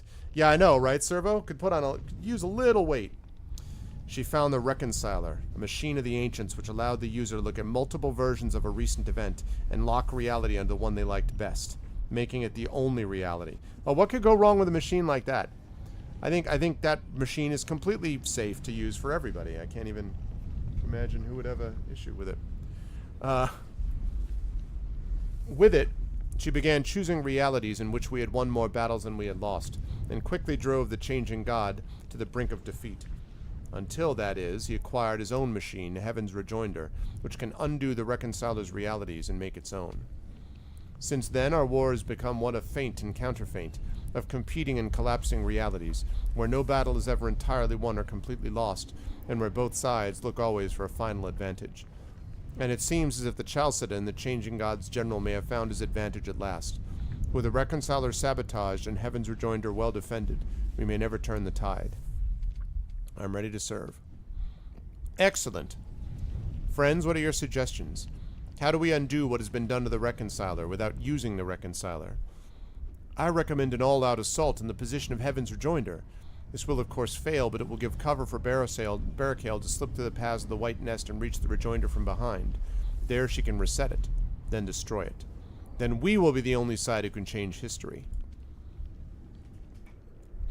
I suggest Barricale use the reality storm that ravages no man's land to find the Reconciler's saboteur.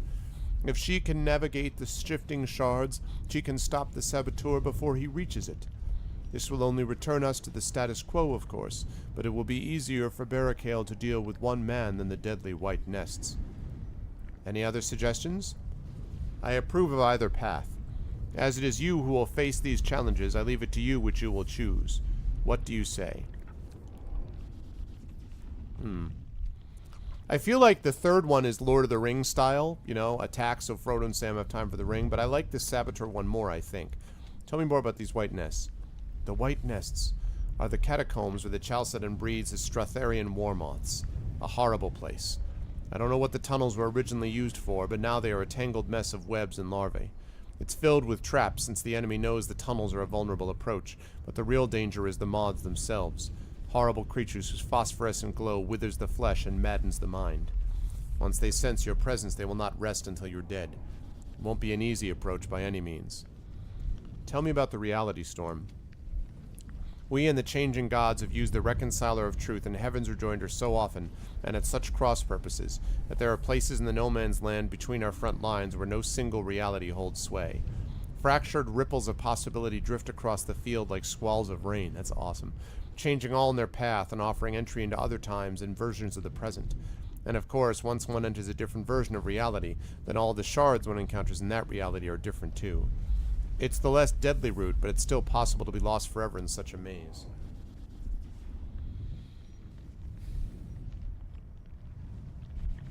Well, so here's my thing.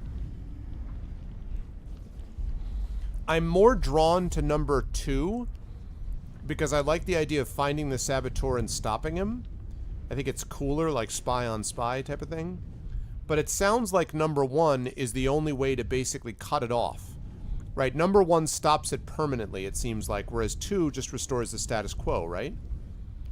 It feels like it should be number 2 because I enjoy it more, the concept more, but number 1 feels more final.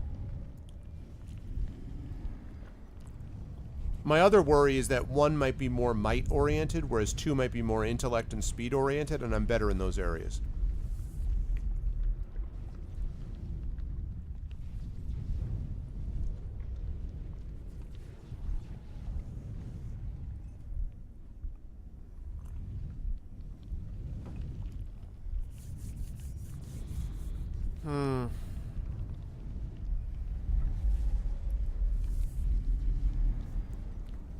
I'm gonna go with 2.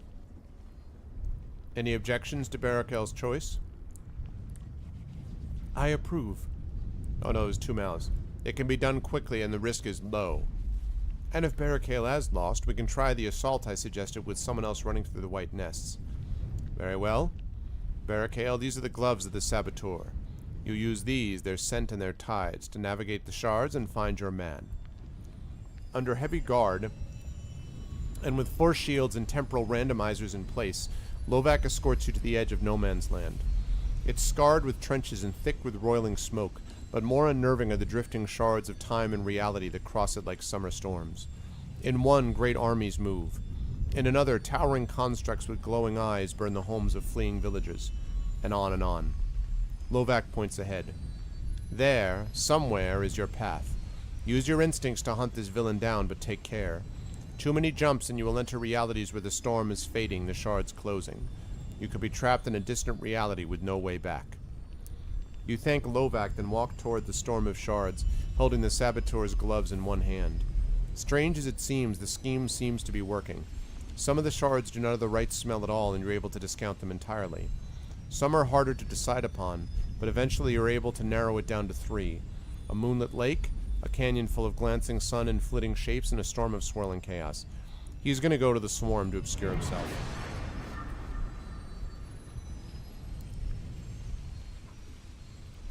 I'm wrong. Insects swarm around you in great clouds, their buzzing becoming an inhuman howl. Then you notice that they are not insects, they're tiny constructs. They're also not interested in you, though they bump into you constantly.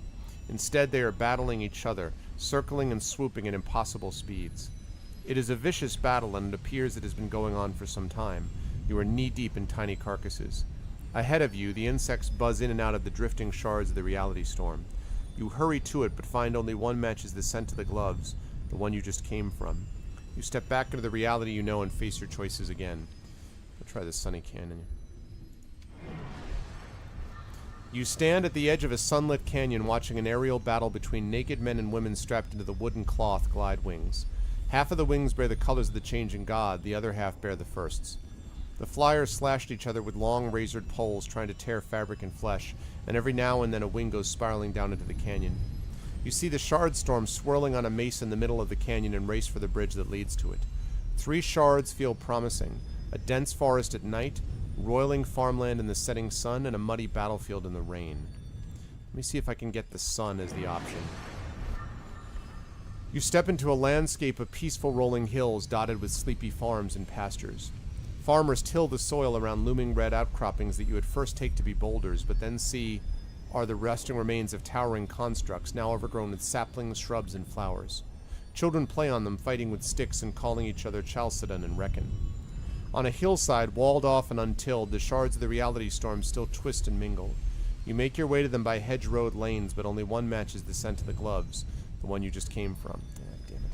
You step back onto the lip of the sunlit canyon, face your choices again. Right, up at the dark forest. Damn it, I got it wrong again. In a dense forest, a company of tall, skinned warriors in ceramic armor are making a last stand against a swarming horde of small, blue-skinned barbarians in furs. Both sides are armed with swords and spears, and both have holy men who cast spells of fire and darkness at each other, but their colors are switched. The golden warriors fight under the banner of the changing god, the blue under that of the first. Through the trees, you see the shifting shards of the reality storm, and you edge around the battle to them, but only one matches the scent of the gloves, the one you just came from. You step back into the lip of the sunlit canyon and face your choices again. Okay, battlefield. On a muddy battlefield, battered with rain and littered with bodies and broken mantis war constructs, the Chalcedon stands with the rest of his command as Paj Reckon and her generals kneel before him, and she offers him her sword. What's up, Varney? All around this scene, the Chalcedon soldiers are leading away Paj's surviving troops, both cast off and human. There aren't many left. Most are dead on the field and being picked over by murdered corpse thieves. I know, right, Varney? I know. I've been dealing with it. Only Tentacle Saber will stream tomorrow. I know, right, Inquisitor? It seems like that.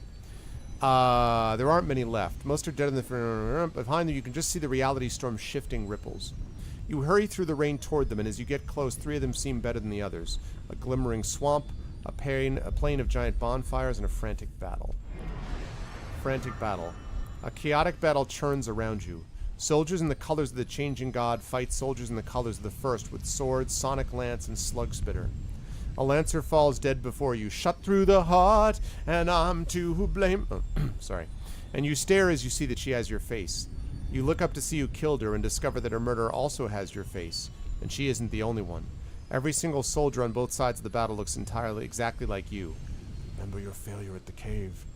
You race towards the reality storm, fighting barricades from both sides as they try to kill you. Finally you reach it, but only the shard you left matches the scent of the gloves. You dive back into the muddy battlefield to try again.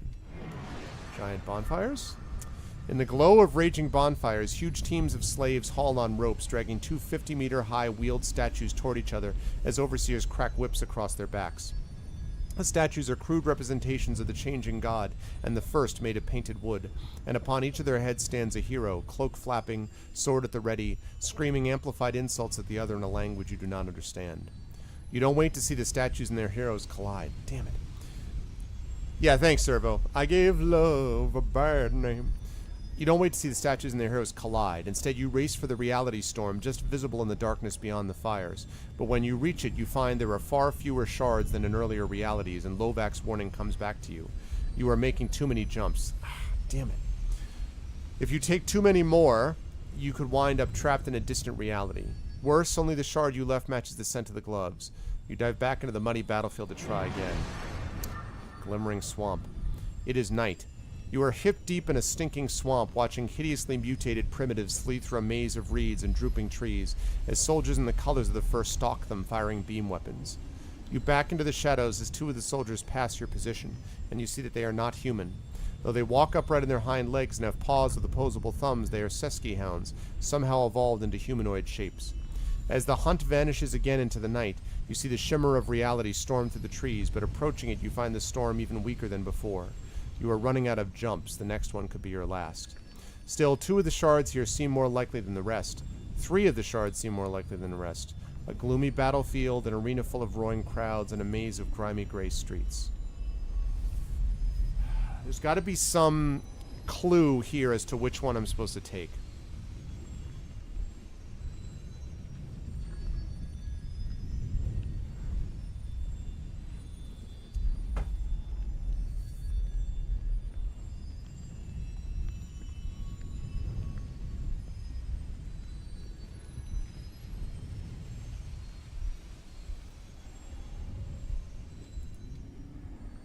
You find yourself in the stands of a large arena surrounded by a cheering, boozy crowd. On the grass-covered floor of the arena, 2 teams of men and women in heavy padded armor play some sort of game that involves whacking a hovering orb with wooden clubs and knocking each other down. The fans cheer and raise their cups at each impact. Go gods! Come on, cast-offs! Sneaking from the arena, you sense the... God damn it. What's up, Azia? I got trapped. This sucks. There was no way to tell. You sense the reality storm hidden in a high-walled enclosure nearby. You hurry to it and climb it, then drop inside, but you're too late. The last shard is just fading away. The storm is past. Before you can decide what to do, the enclosure begins to blur around you, and you feel yourself wrenched out of the mare and back to your own body. Poor Barricale, on the other hand, has been left trapped in a world not her own. Something new. Well, that sucked. That's obnoxious. I mean...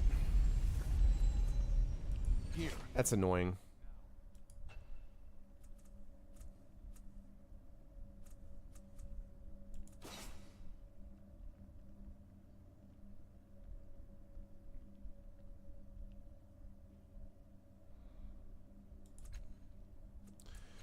Sort of, BBL. These mare casters, you sort of live the stories of people within them, and I messed up the... I wasn't able to...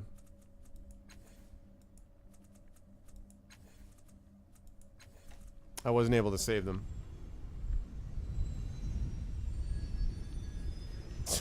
It's okay, Azia. All right. Alright. Let's leave the area. That was disappointing.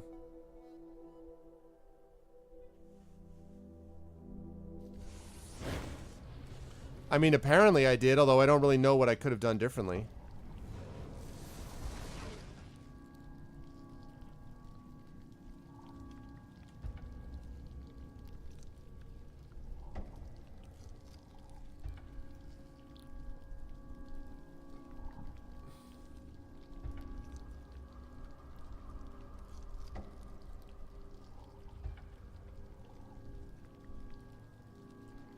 It's worth it to send Rin home? Really? Alright, well, I'll give Dracogen the amulet first.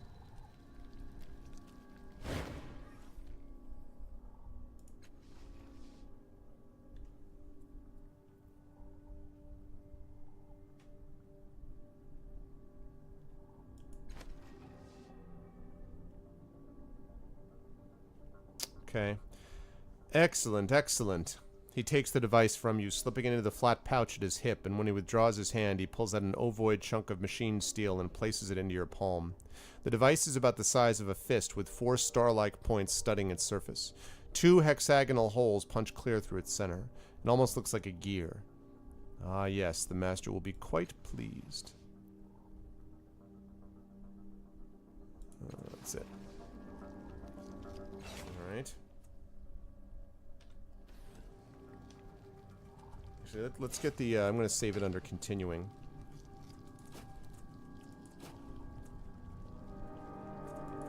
Okay.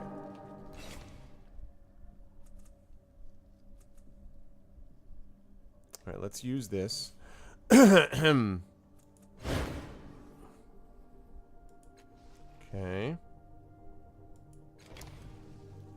See if I can actually win this one. A thick-bearded nano shouts at you while others stare on. Come on, Vicarian, we can't afford to be nice. If we go back empty-handed, the Harrows is gone. You find yourself in a tube-like cave several stories high and many kilometers long.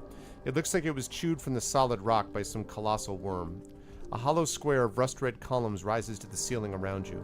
Further ruins lie both east and west. To one side, a long gash in the north wall of the tube opens to daylight in a vast canyon. Faint memories tell you the tube cave is a Numenera motherlode, and your party is here to grab as much as they can get. The body you wear belongs to a woman kitted out with sturdy armor, a bladed staff, and a geometric tracery of filaments all over your body that you somehow know gives you the uncanny ability to control your local gravity. You know, too, the names of those beside you. The bearded nano is Ushraf. The others are Merit, a young markswoman, Iam, a self-aware construct, and Arksalan, a Vargellan glaive whose reptilian features always seem to be smiling, even now when he's on the floor, clutching his guts with black fluids leaking from his nose and mouth. I'm not asking to go back.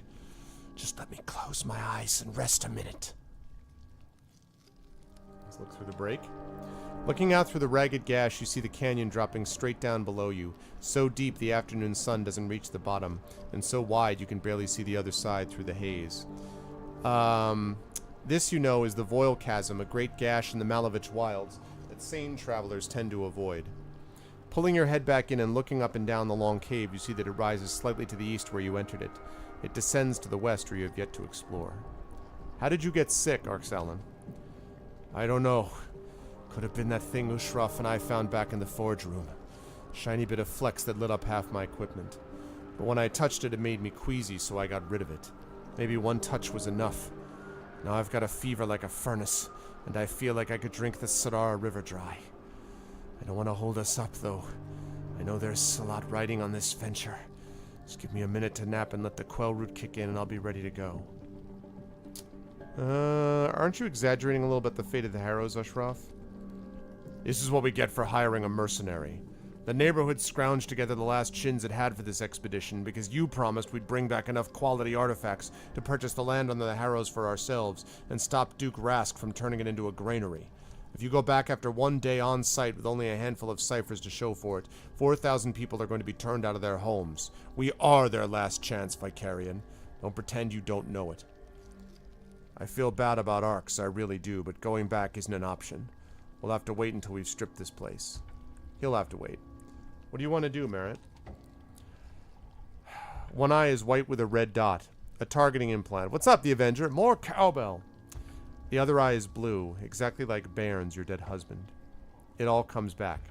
Merritt is Bairn's daughter, who ran to the streets when you moved in, and who you've been trying to tame since he died.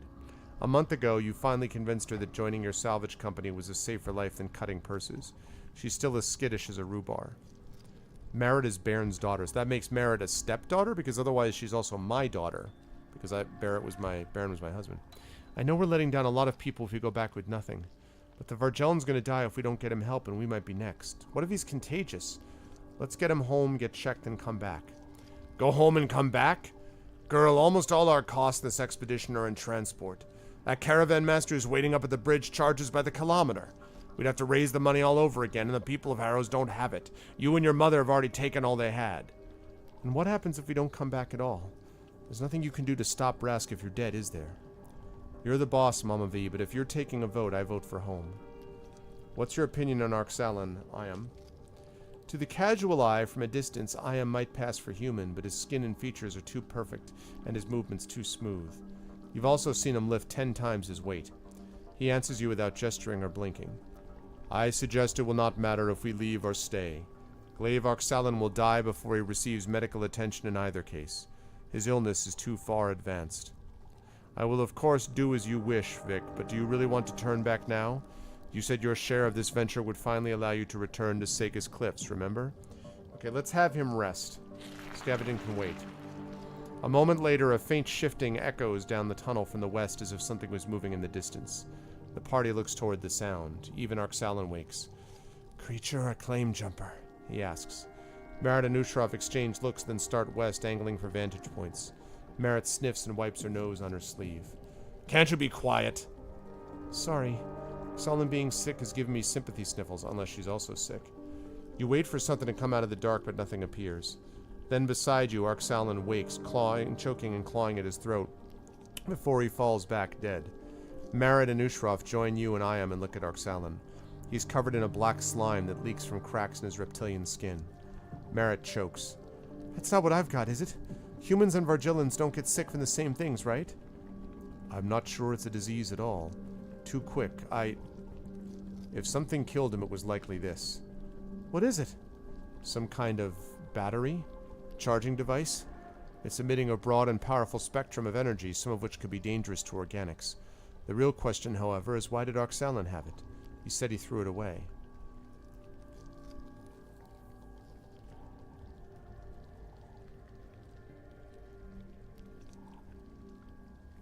Do you know anything about this, Merritt?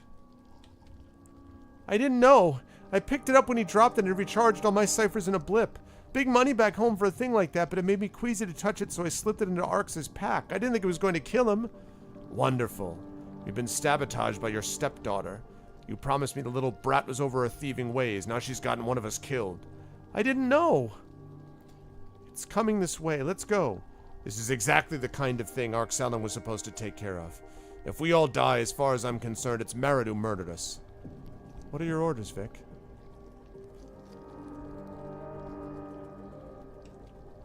I'm sorry, Mama V. I messed up. Why did you plant the artifact on Arxalan? It didn't seem to bother Arx when he touched it like it did me, so I figured it was safe to let him hold it. I hid it because, well, I guess I'm not used to sharing, not yet. So I thought I'd sneak one good piece to sell for myself, you know, but now I'm sick and I only touched it once. Is it going to kill me for one touch? It's not fair. What do you think we should do now? The thing is making us sick. We should get rid of it and head back to Sturthal before any of us get any sicker.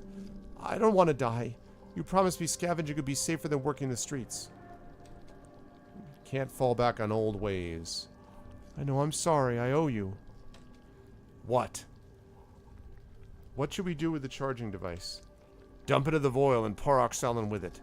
I know that's cold-hearted, but it's too dangerous and he might make us sick. We can't risk it. Let's see. I know she did wrong, but give her another chance. She's not far different from those you're trying to save. I don't know about that, but, well, just keep her on a shorter leash, eh? Diam. Tell me more about this artifact.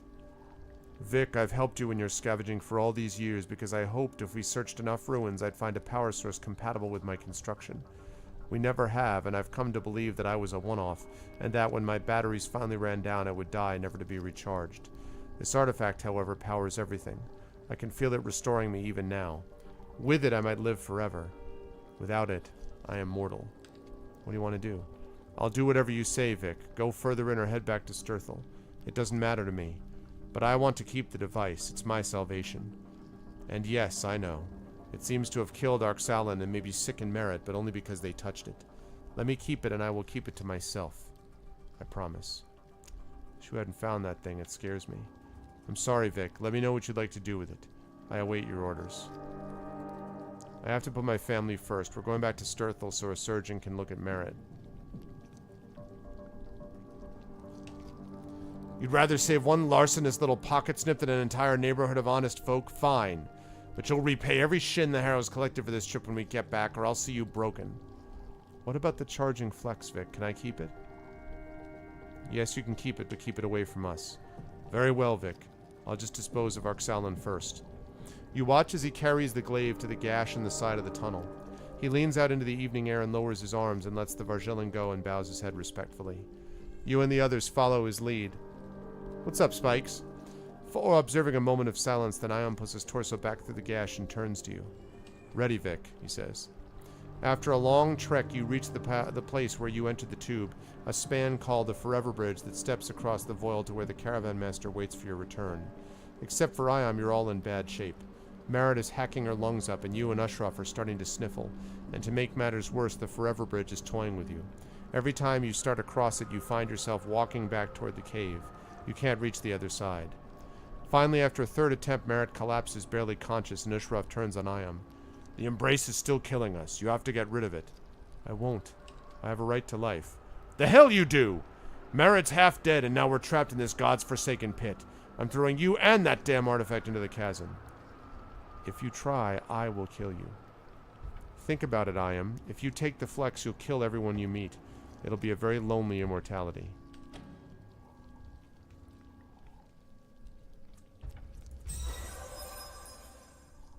Forgive me, Vic. In my fear, I forgot why being alive is important. I'm ready to help. Thank you, Iam. Thank you. With the crisis over, you and Iam and Ushraf do what you can for Merit, but her condition is far beyond any of your skills, and she slowly slips away. You and Ushraf, on the other hand, seem to be recovering now that the toxic influence of the Flux has been removed. Oh, I'm going to lose my stepdaughter. Near the end, Merit has a moment of lucidity and looks up at you, taking your hand. I'm sorry, Mama V. I should never have taken that flex. I ruined everything. How could I judge my daughter? You couldn't have known what would follow. The cave and the voil fade to gold mist around you as she squeezes your hand. The last thing you hear as you're wrenched out of the mare and back to your own body are her last words. Thank you. I thought you'd hate me. Thank you. Interesting. That ended not too badly, comparatively. You're right, though, Duskalti. These mares are great. They're probably the best part of the game, actually. Okay. Cool. Yes. So, last thing is to drop off the scalpel. And then I need to remember how do I send Rin home again? I'm going. How is it that I send Rin home? I don't remember. And then, yes, I need to remember, I need to get someone else to fill in for her.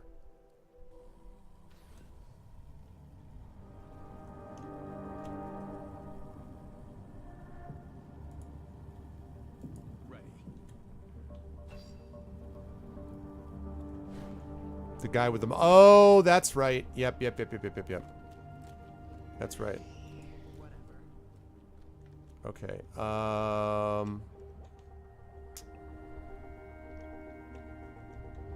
Oh, yeah, this thing. Ready.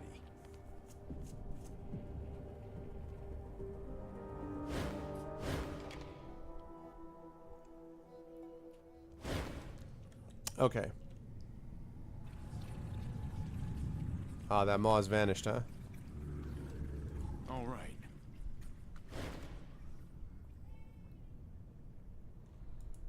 Okay, the device that was left. Only one end of the device protrudes from underneath some other offerings, its sharp edges glinting azure in the flickering light of the shrine. You're certain it belonged to the changing god, and you suspect that it's a marecaster.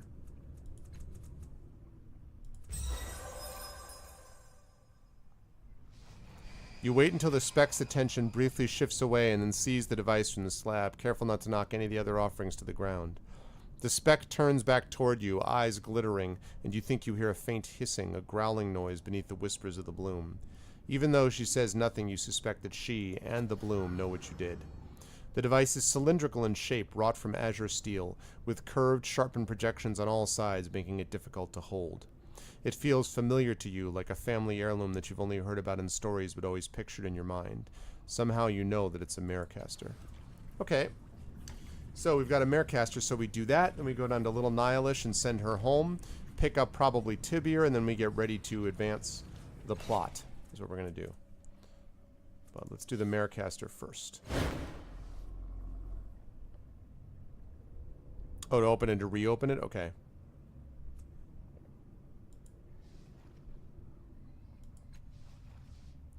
Okay, one drink. One taste will help me think. Why suffer? Why shouldn't I have what I want? I want this. I deserve this. Okay. The first thing you notice is the stifling heat. The dry air feels like it's sucking the life right out of you. You stand in the middle of a crowded street. An enormous blue dome towers in the distance over crowded clay and synth steel buildings. The dome shimmers as the sunlight dances across its surface. Dark men and women jostle past you in brightly colored robes, kicking up dust clouds as they go. The dust glitters gold and silver, but it's just dust, and it's making you cough. A beggar sits at your feet, her robes far grungier than those of the crowd.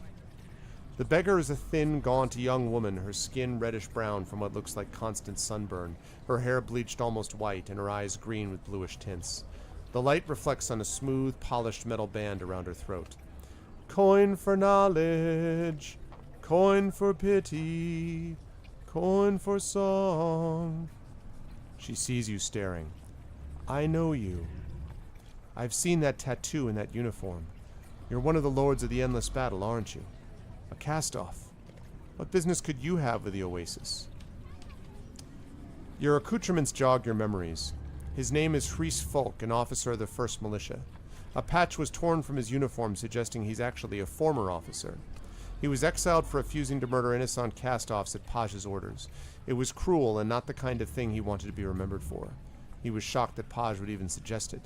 He never did get a satisfactory answer from her as to why. Several ornaments hang from your belt. A metal hand, an electronic eye, a dead power core. They're trophies. Reese's specialty is battling constructs and automatons. These ornaments are a source of pride for him. I was exiled for refusing a direct order from my commanding officer. What a fascinating story. You know, you might be just the person I'm looking for. I desperately need help, and your particular background is ideally suited. I need your help to sneak into the Oasis. Why do you want to get into the Oasis so badly? You want a story? No, of course you don't. Here's the short, bittersweet version, then. You see this? She touches the metal band around her throat. I acquired it some time ago when I used to live in Sagus Cliffs. I can't say what compelled me to wear it, but I did. And it gave me the most beautiful singing voice and, as an odd bonus, the ability to breathe water. I began to go by the name Tide Singer. But what blessing is without its curse? Mine is an overwhelming urge to immerse myself in water. I need it. I ache for it. I came here hoping to move into the Oasis, but their immigration laws are quite strict. I sing for money here in Jerboa, spending a day in Maria Jolios whenever I have enough scraped together. But it's not enough. I need more. Why do you need to sneak into the Oasis? First time to Mirajolios, I see. Yes, I have to sneak in. Oh, for a handful of shins I can play tourist for a day, and believe me, I do whenever I can. But I need to live there to be part of their waters. But the Gibbers make it difficult. They fear what blending the cultures might do, so they place heavy restrictions on who can emigrate. They patrol the borders and monitor the airskin bracelets sold in Jerboa. You must have connections or money for them to let you in. I have neither. However, if you can avoid their patrols and breathe without a bracelet, as I can, then it is possible. I have a Gibber friend who says it's more trouble than it's worth for them to seek out every illegal air breather who slips through their net. It's only the net that's the problem. Do you have a plan, then? The tour groups are our way in. The Gibber guards will let anyone pass with a guide. Of course, the problem is that the guides stick to you like dust. Except at the menagerie. It's like an underwater museum, but it's so crowded that the guides simply hang out at the entrance. So we enter Mirajolius with a group, then slip away and hide ourselves in the menagerie until nightfall. This is the tricky part. The menagerie is guarded by a demon, an automaton from a prior world. And I suspect you know a thing or two about dealing with those, don't you? With your skills, you should be able to sneak past it no problem. Sounds dangerous. What's in it for me? I thought you'd never ask. You were kicked out of the endless battle, yet? Yes, on the first side, if I'm not mistaken. You'd be amazed what you hear, even on the streets of Jerboa. I know a thing or two, including someone very interesting about your militia that's worth the risk. Besides, what have you got to lose? Okay. Thank you. Thank you. For a man of your skills, this will be easy, I promise. Get what you need. I'll meet you at the gates in an hour. Finding the gates of the Oasis is simple. All roads radiate from the dome like a hub. The air is cool and fresh near the bubble. This close, the waters appear to rise perfectly vertically. You strain your neck trying to see where they disappear. An energy net shimmers just inside the waters, open only at a single point where several Jibra armed with barbed, glowing spears scrutinize every air breather who tries to enter.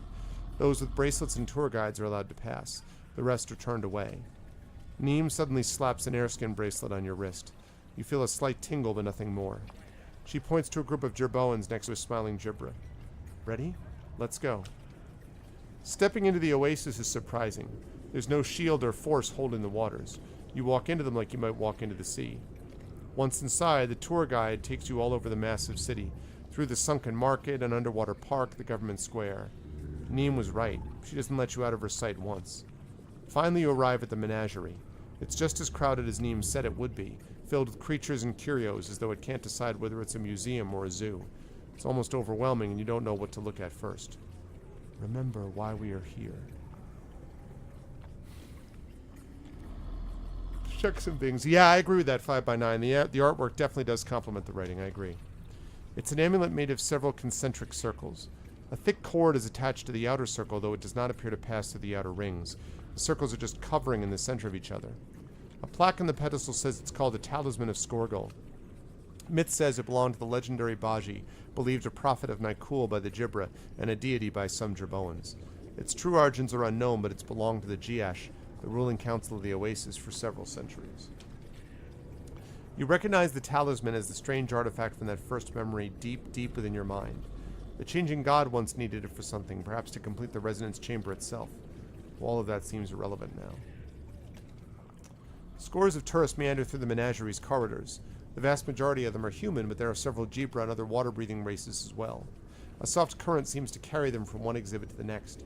You can feel the pull of the current yourself, though it's trivial to resist it. One tourist hovers to one side, dressed in colorful robes and seemingly more interested in the tourists themselves. His gaze moves back and forth across the crowds, but never on any of the exhibits themselves.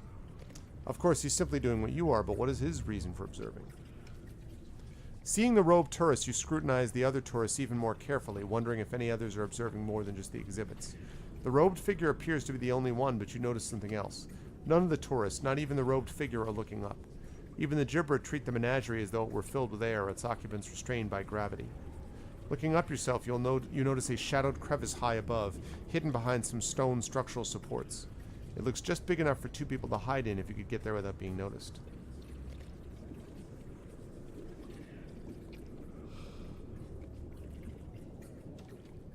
This tall, thin man appears to have glowing runes orbiting his head. He wears dark, finely embroidered robes and a short cape, primarily made up of blues and purples. He seems intent, though you can't quite discern about what. When you gain his attention, it feels almost as if he's mentally cataloging the details of your appearance. The beggar and the cast-off. What is it you would ask of this one? How do you know us? History and observance teach us many things. She is a beggar who has toured Mirajolios at least 87 times in less than 2 years. You are a discarded shell of the one who calls himself the Changing God. You are known through your brand. She is known through her habits. It is the same. Yes, we can also guess at your purpose. Who have you told? Why are you doing this? You have nothing to fear from this one. Your secrets are safe. Indeed, our paths may even converge. We shall see. Why are you watching the tourists? Our answer is the same as yours, Seeker. You wish to free yourselves from those who watch. He glances at the doorway where the Jibra tour guides talk amongst themselves while the tourists enjoy the menagerie. This one is Duskwatcher Irmid, and I, the Brotherhood of the Chronicle. It is our purpose to witness and record pivotal events in history. We believe one such event is soon to occur, but alas, this one fears the event will be missed. The curators of this place are ever watchful. Let's see. This one is already explained, but will attempt to expound. It is our purpose to witness and record pivotal events as they occur. This one is an Iron and Dust Watcher. Yeah, Dust Watcher. Tasked with observing tragic events or individuals with darker inclinations. The eye will observe, then relay information through the brains to the hands for transcription into the Brotherhood's records. Okay, wait a second. What event are you waiting to witness? We cannot speak of the event itself. This one's purpose is to observe only, not to alter. Suffice to say, it is tragic, or will likely be so. However it plays out, its effects will ripple throughout history. Have I ever considered narrating an audiobook? Yes. Yes, I have considered it. And, I definitely have tried to pick up some information from, I mean, obviously I have a public speaking background I've talked about before, and I do readings and so forth quite a bit. Actually, I did a reading this weekend with David Mack, and he was kind of like, well, I can't do accents like you can. So that was a nice compliment. But of course, I work with the voice team, the professional voice actors, the vocalists every month on my channel, and so I've learned quite a bit from them. Suffice to say, it is tragic, or will likely be so. However it plays out, its effects will ripple throughout history. This one must observe, yet the window of opportunity is closing. You seek to hide yourselves until nightfall. This one seeks the same. This one knows of a way we can hide together with little risk. In exchange for this information and your willingness to hide with this one, the Brotherhood permits this one to answer a single question. Hiding two is already more dangerous. If all three of us hide, won't you even spot us more easily? Perhaps. You must take this into consideration, of course. Why would I want you to answer a question? The records of the Brotherhood are extensive. We are capable of answering any question within our records and are even able to predict the course of events over the short term. The answers of the Brotherhood could be of great value. Can you answer my question? What is your question?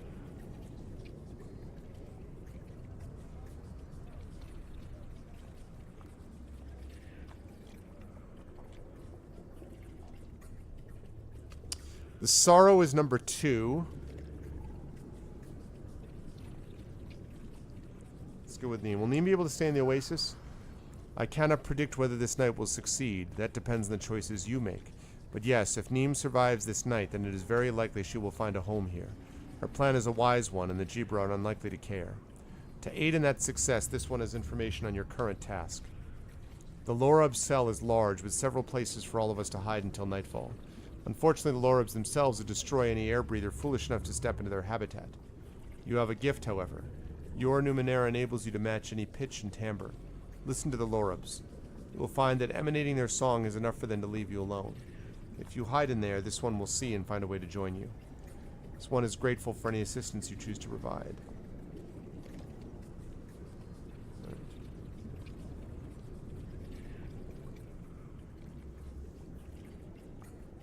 Let's examine the dangerous-looking water creatures.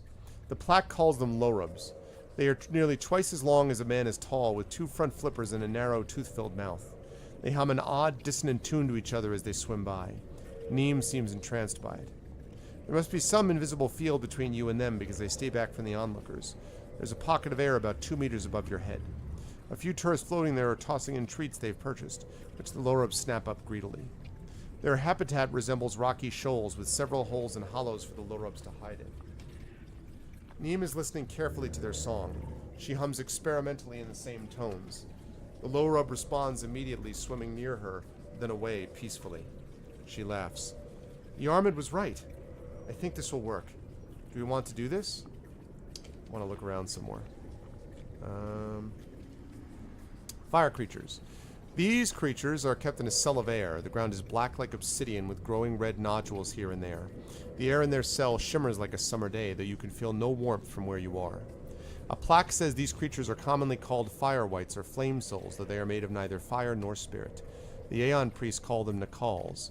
The creatures feed on water and the life force of living creatures, says the plaque. In their natural habitat, they can control and shape magma into impossible architectures. Red-hot magma. They see temperatures, not light, and so the tourists are nearly invisible to them. Despite what the plaque says, you are certain they are watching you. Okay, what's the construct near the door? The construct's armor is pitted and scarred, bursting with metal thorns on all sides. Instead of arms, it has long killing blades sharpened to a gleaming edge. It appears to be inactive, completely oblivious to you or anything in the menagerie. A feeling of intense loathing rises unbidden as you look upon it. These are not your feelings, you realize, but a visceral response of the person whose body you're in. Let's do it. The air pocket over the Lorub's cell stretches across the extent of the menagerie all the way to the back. You and Neem swim to a far corner where there are no tourists or Lorubs. Then, when nobody's looking, you slip over the invisible field and into their cell. The Lorub's reaction is immediate. Several of them swim toward you, teeth bared. Immediately, Neem begins to hum their strange song. They swim closer to investigate, brush you with their flippers, then swim away. Sticking to the shadows, you swim deep within a hollow rock and wait. An hour or two later, you notice Yarmid is there with you, though you didn't see him arrive. Then it's just a matter of waiting for nightfall. Oh man, look at that thing. Hours pass. Tourists and tour guides leave one by one. The guides don't seem to keep track of who they brought, acting only as chaperones for tourists who wish to return. The remainder are accompanied out at sunset. The menagerie is dark and empty. Sunlight that had been filtering in from translucent rocks in the ceiling is now gone. Only a few fish and rocks still light the gloom.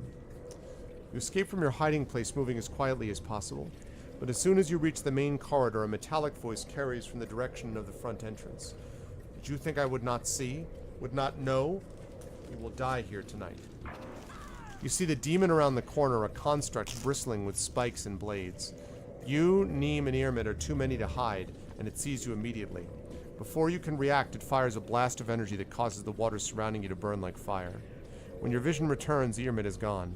Neem is still next to you, breathing heavily within her airskin bracelet. It doesn't look like she could take another hit like that. Even you could only survive a short while longer. You have a beam lance bracer on your forearm, but you suddenly wonder if that'll be enough. Let's try to blind it.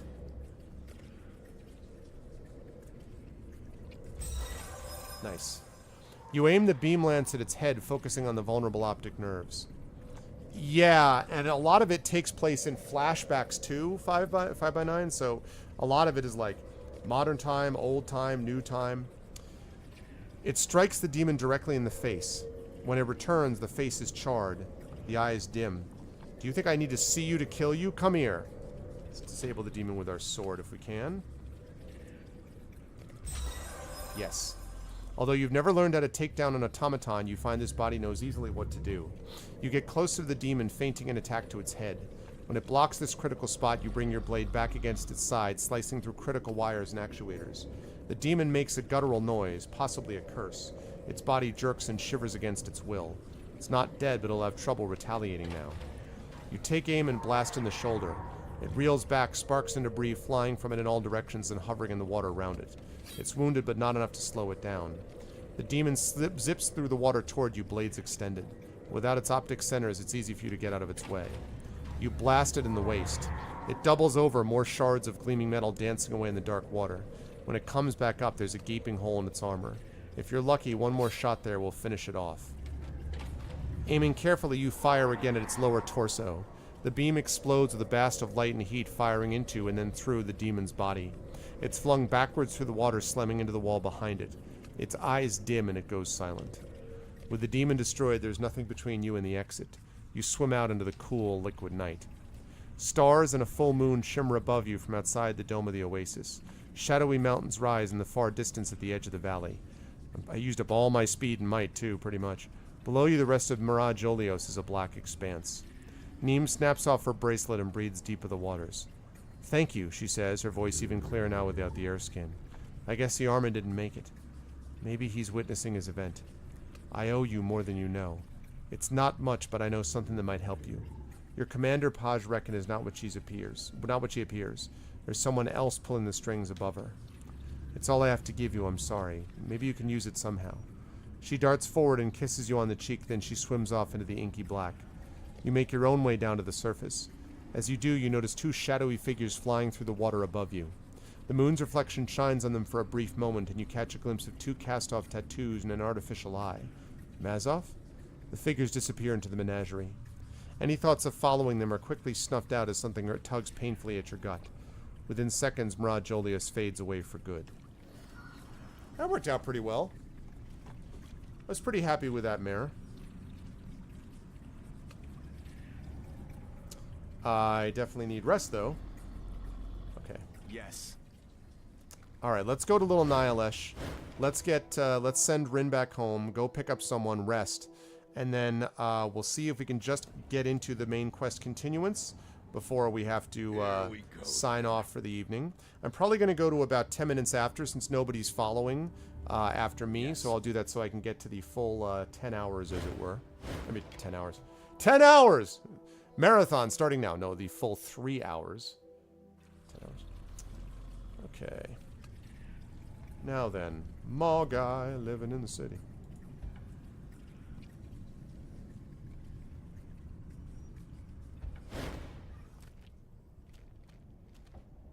Let's do it.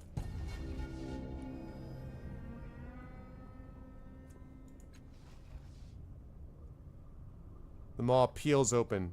You squint as a sudden bright light filters in the darkness of the bloom.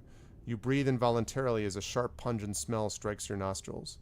As your eyes adjust, you see green, grass, bushes, and trees. So many trees. It seems like Antozen isn't even there anymore, just this window into another world. I don't know what to... Now that I'm here... Oh, shoot. Wait a minute.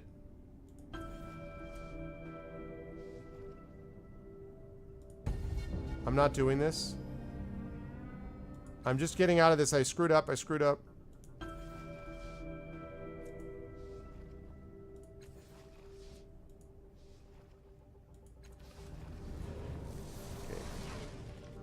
Sorry, I need to reload that. I forgot that I wanted to take all the stuff off of her. I want to take all her stuff before I send her home. I was like, I'll send you home, Rin, but before I do that, it's time for you to take all this stuff, send it elsewhere.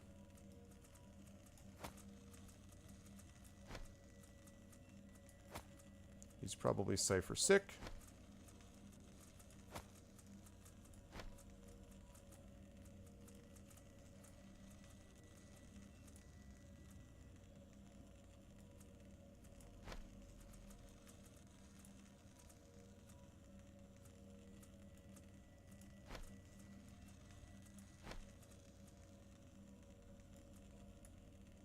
All right.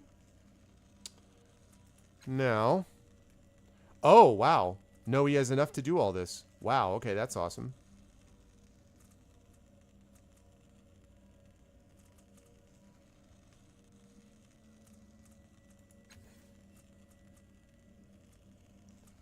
Who's wearing the other one of these? Oh, you are. Okay.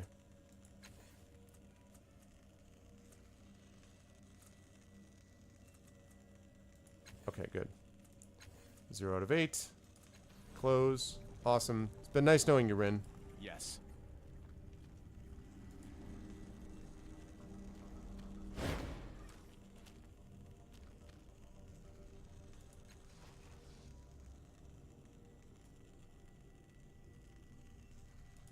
Goodbye. Go, Rin. It's your home. Your family. Thank you. Thank you, thank you, thank you.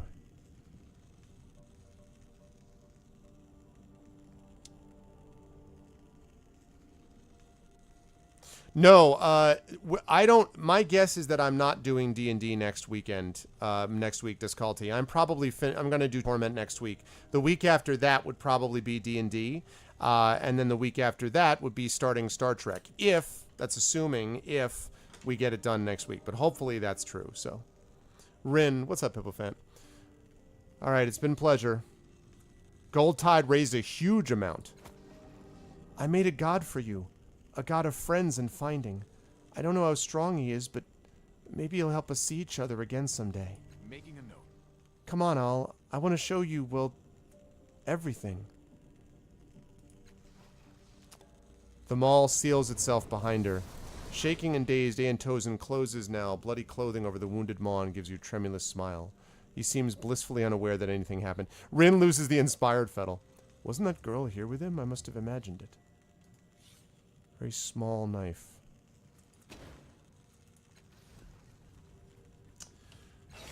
All right.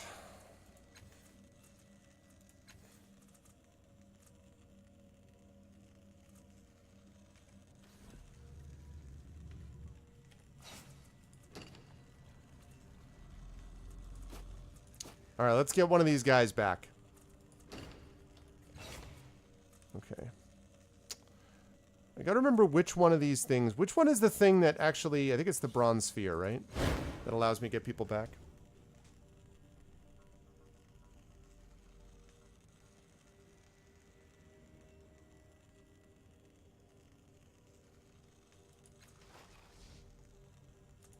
Nothing can stop me now.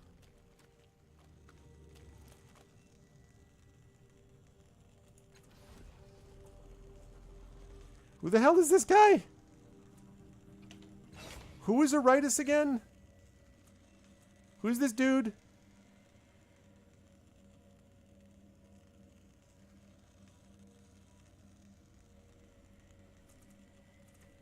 Who's this guy?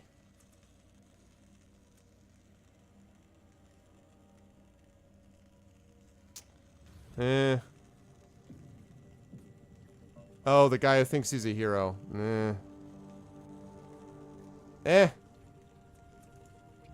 What? Are we ready to go? I thought the inside of my mouth was strange. For this place, it's like being inside my mouth. Well, it's inside another mouth. This place has promised many opportunities for excitement and sacrifice.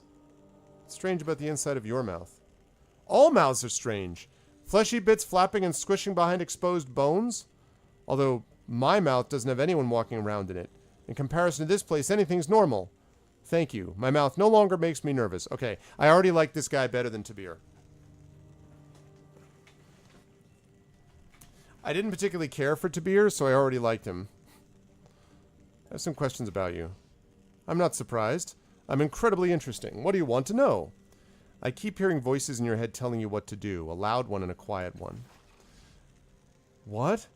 No, come back, he will wake up. He hears us. We told you! Then, let's see. I have no idea what you're talking about. A clever evasion. Now convince him he's not interested in this. Let's talk about something else now. You aren't interested in this. What happened to you when I asked about the voices in your head? You never asked me about voices in my head. I would have remembered a crazy question like that. Can't you tell me anything? If you're hearing voices, that sounds like your problem, not mine. Another clever evasion, we are not so sure. I've never heard the name Eritis before. What does it mean? Names mean things? I thought they were just there to put words on faces. It should mean fast or impossibly handsome, but I really have no idea. Do you know what your name means? What? I didn't catch Blood Dancer. That's what it means, and I don't want to talk about it. I like that. I hope mine doesn't mean flower picker, although flowers are very nice. Oh, hold on. This sounds like an exciting quest to set off on someday. Discover secret meaning of name. Done! Okay. How are things between us? You don't even need to ask. I think we were twins if we didn't have different parents. Even though I haven't traveled with you the whole time. I had some question about the people we're traveling with. Other people are traveling with us? A love interest. You will reject him. We will strive to impress her. We wish to see this. What? Why are you looking at me like that? Why is he looking at me like that? I could hazard a guess, but I don't think I need to. Alright, see you, Inquisitor. Don't. Really don't. Insomuch as I have a type, you aren't it. What?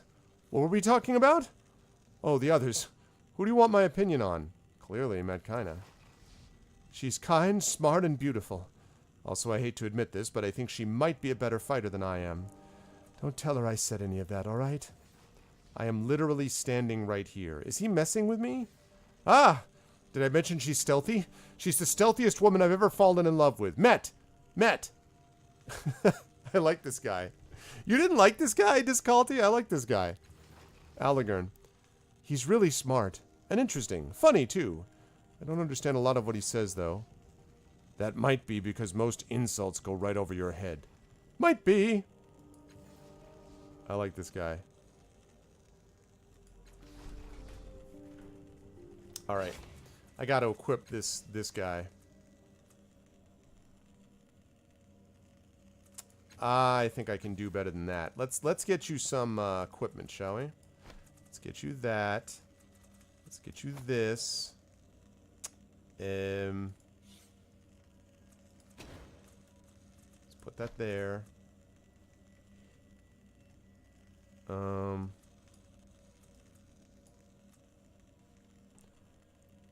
The floating ascension orb thingy. Oh, well, it's okay.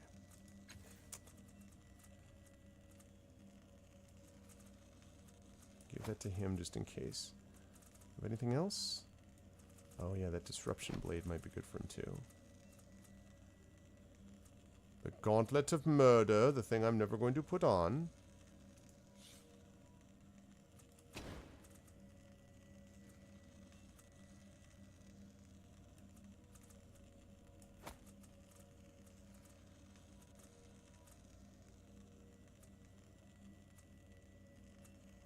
Just giving him all the stuff that he's going to need. I wish there was like, can you like double click? I wonder if you can double click on something to organize it.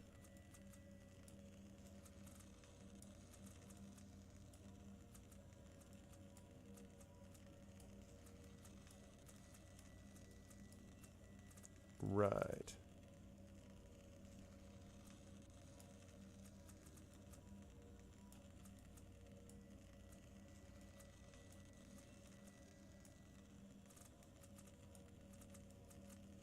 Okay.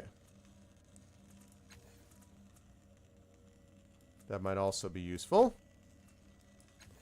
God, look at this incredibly badass weapon. Super cool. Alright. And this. First of all, let's do that. Secondly, plus 5% evasion.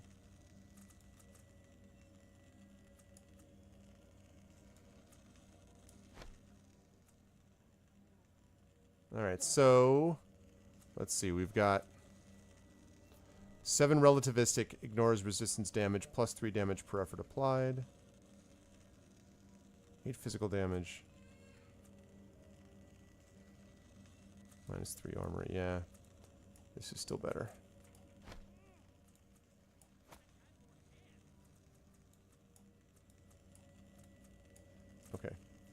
Now, how about some ciphers?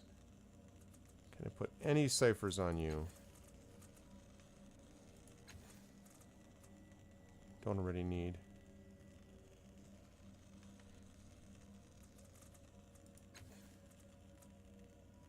Yeah, but I don't have any. The only heavy weapon I have is this. I don't have any other heavy melee weapon, unfortunately.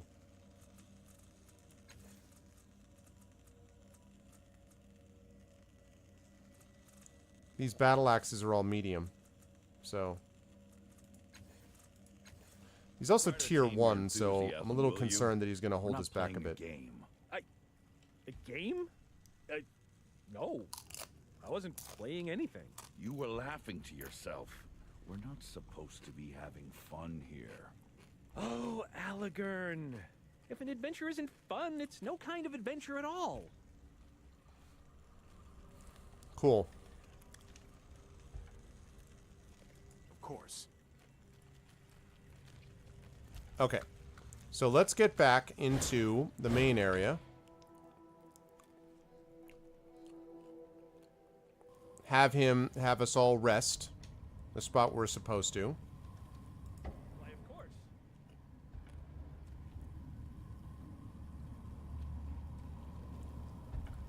It's too bad that you end up sending Rin home right towards the end, because I wouldn't have mind, you know, keeping her in the party the whole time.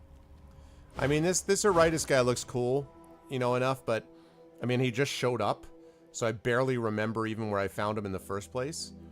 And, you know, Tibby or whatever, so. I'm ready. I'm always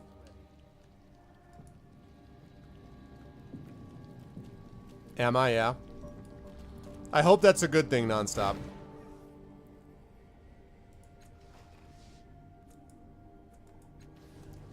Okay. Get all that stuff healed. Look out, villains. Trouble coming your way. Right.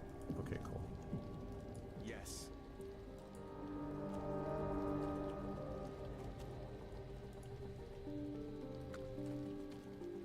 Okay. Broken hearts. Alright. Can I finish this quest that I was supposed to finish? Can I? Mazov ammunition should have found his way back by now. Is he safe? So his story was true. I admit I didn't expect to see either of you alive again. Yes, he's safe, and the Memovira is expecting you. She'll see you whenever you're ready. You should know the Memovira seemed angry that you succeeded. What a shock. I don't understand it either, but I've seen her like this before. My advice, take care of any unfinished business you have before you go see her. It's assuming you have to see her, of course. Should look for patrols again. I did that. I went and I saw her patrols, damn it. Okay. So here we go. Save this up. Alright, guys. So, according to this Calte, I have about one session left, which will be a good way for us to wrap up next week. I think that's going to do it for me for today. That was a lot of fun, though. Like I said, I really have been enjoying Torment a lot. I really like it a lot. I do not like the fact that my light is so low.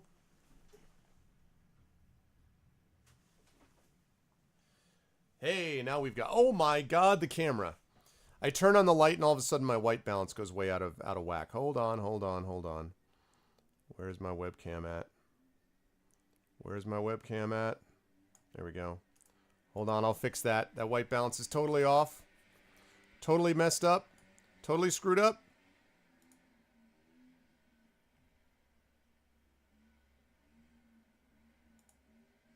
There we go. That's a lot more sensible. Okay. So yes. So we are now officially in the home stretch. Yeah, no baby cameo. No, he had a great time over the last couple of weeks, but no baby cameo. We will hopefully have Mini Arv back with us, though. I could definitely show him off next week. Always happy to show off my kids whenever I get a chance. So next week, it sounds like we will be able to wrap this up. which is great. So probably the order of things, depending on what people are able to do in the D&D stuff, is next week will be the last session of Torment. Week after that will be Dungeons & Dragons with the GOG team, Storm King's Thunder. The week after that, we will move on to Star Trek Judgment Rights, which is the next game that I had planned, which is going back to my roots, actually. And it's interesting because next week is 92, 93. So Star Trek Judgment Rights would be episode 94, and episode 1 was Star Trek 25th Anniversary. It was the first time I played that. So we'll play Judgment Rights for a few sessions, get that done, and then I don't know. Then I might be trying Temple of Elemental Evil. I've been playing around with the idea of that. I have this very faint idea, but I don't think I'm going to do it, of playing the old DOS box game, the old gold box game, Pool of Radiance. The problem is that that's really stretching the point of the show, though. I mean, it's GOG, so it's fine. It's a GOG game, but it's a GOG game that Pool of Radiance, as much as I love playing them, there is story and lore and narrative, but you kind of got to push for it. So I don't know. I'll have to think about that. We'll see. But in any case, I will figure that out later. At least we know next week, Torment. Week after that, hopefully D&D. And the week after that will be Star Trek Judgment Rights as we move into that. So that's what's going to be going on. Hey, there's some tier. But that's going to do it for me for tonight. And in fact, that's going to close it down for us for tonight. We are going to be back at you guys tomorrow, about the same time, actually, starting at about 4 p.m. Eastern, when Darksaber 2K will return to you with something awesome. I don't know what it is, but it's going to be some cool game that he's going to be playing, and you should check him out because he's a fun streamer, and he's a member of the aforementioned D&D team.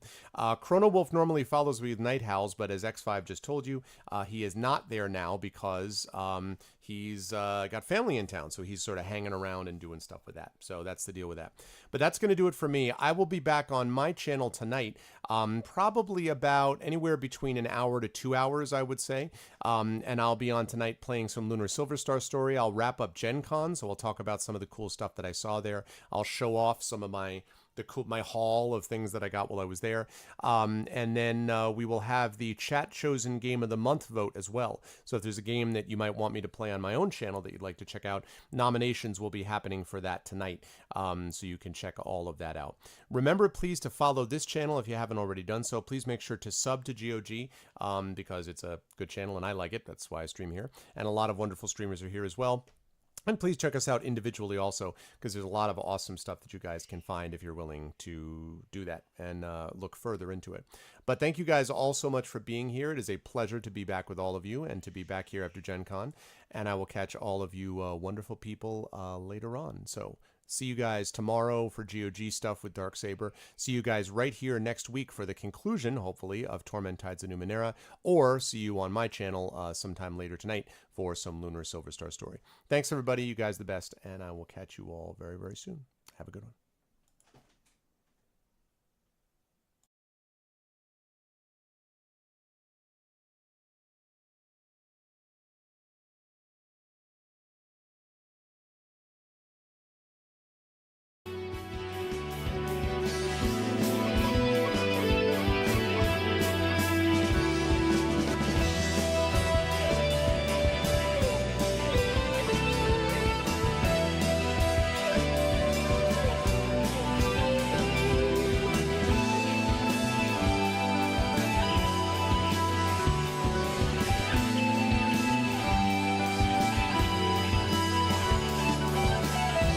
Gets more cold this time of year. The sun is hidden far from here. I wonder how I might atone. Whoa, it's been a year since I left home. The wind is blowing faster now. I'm searching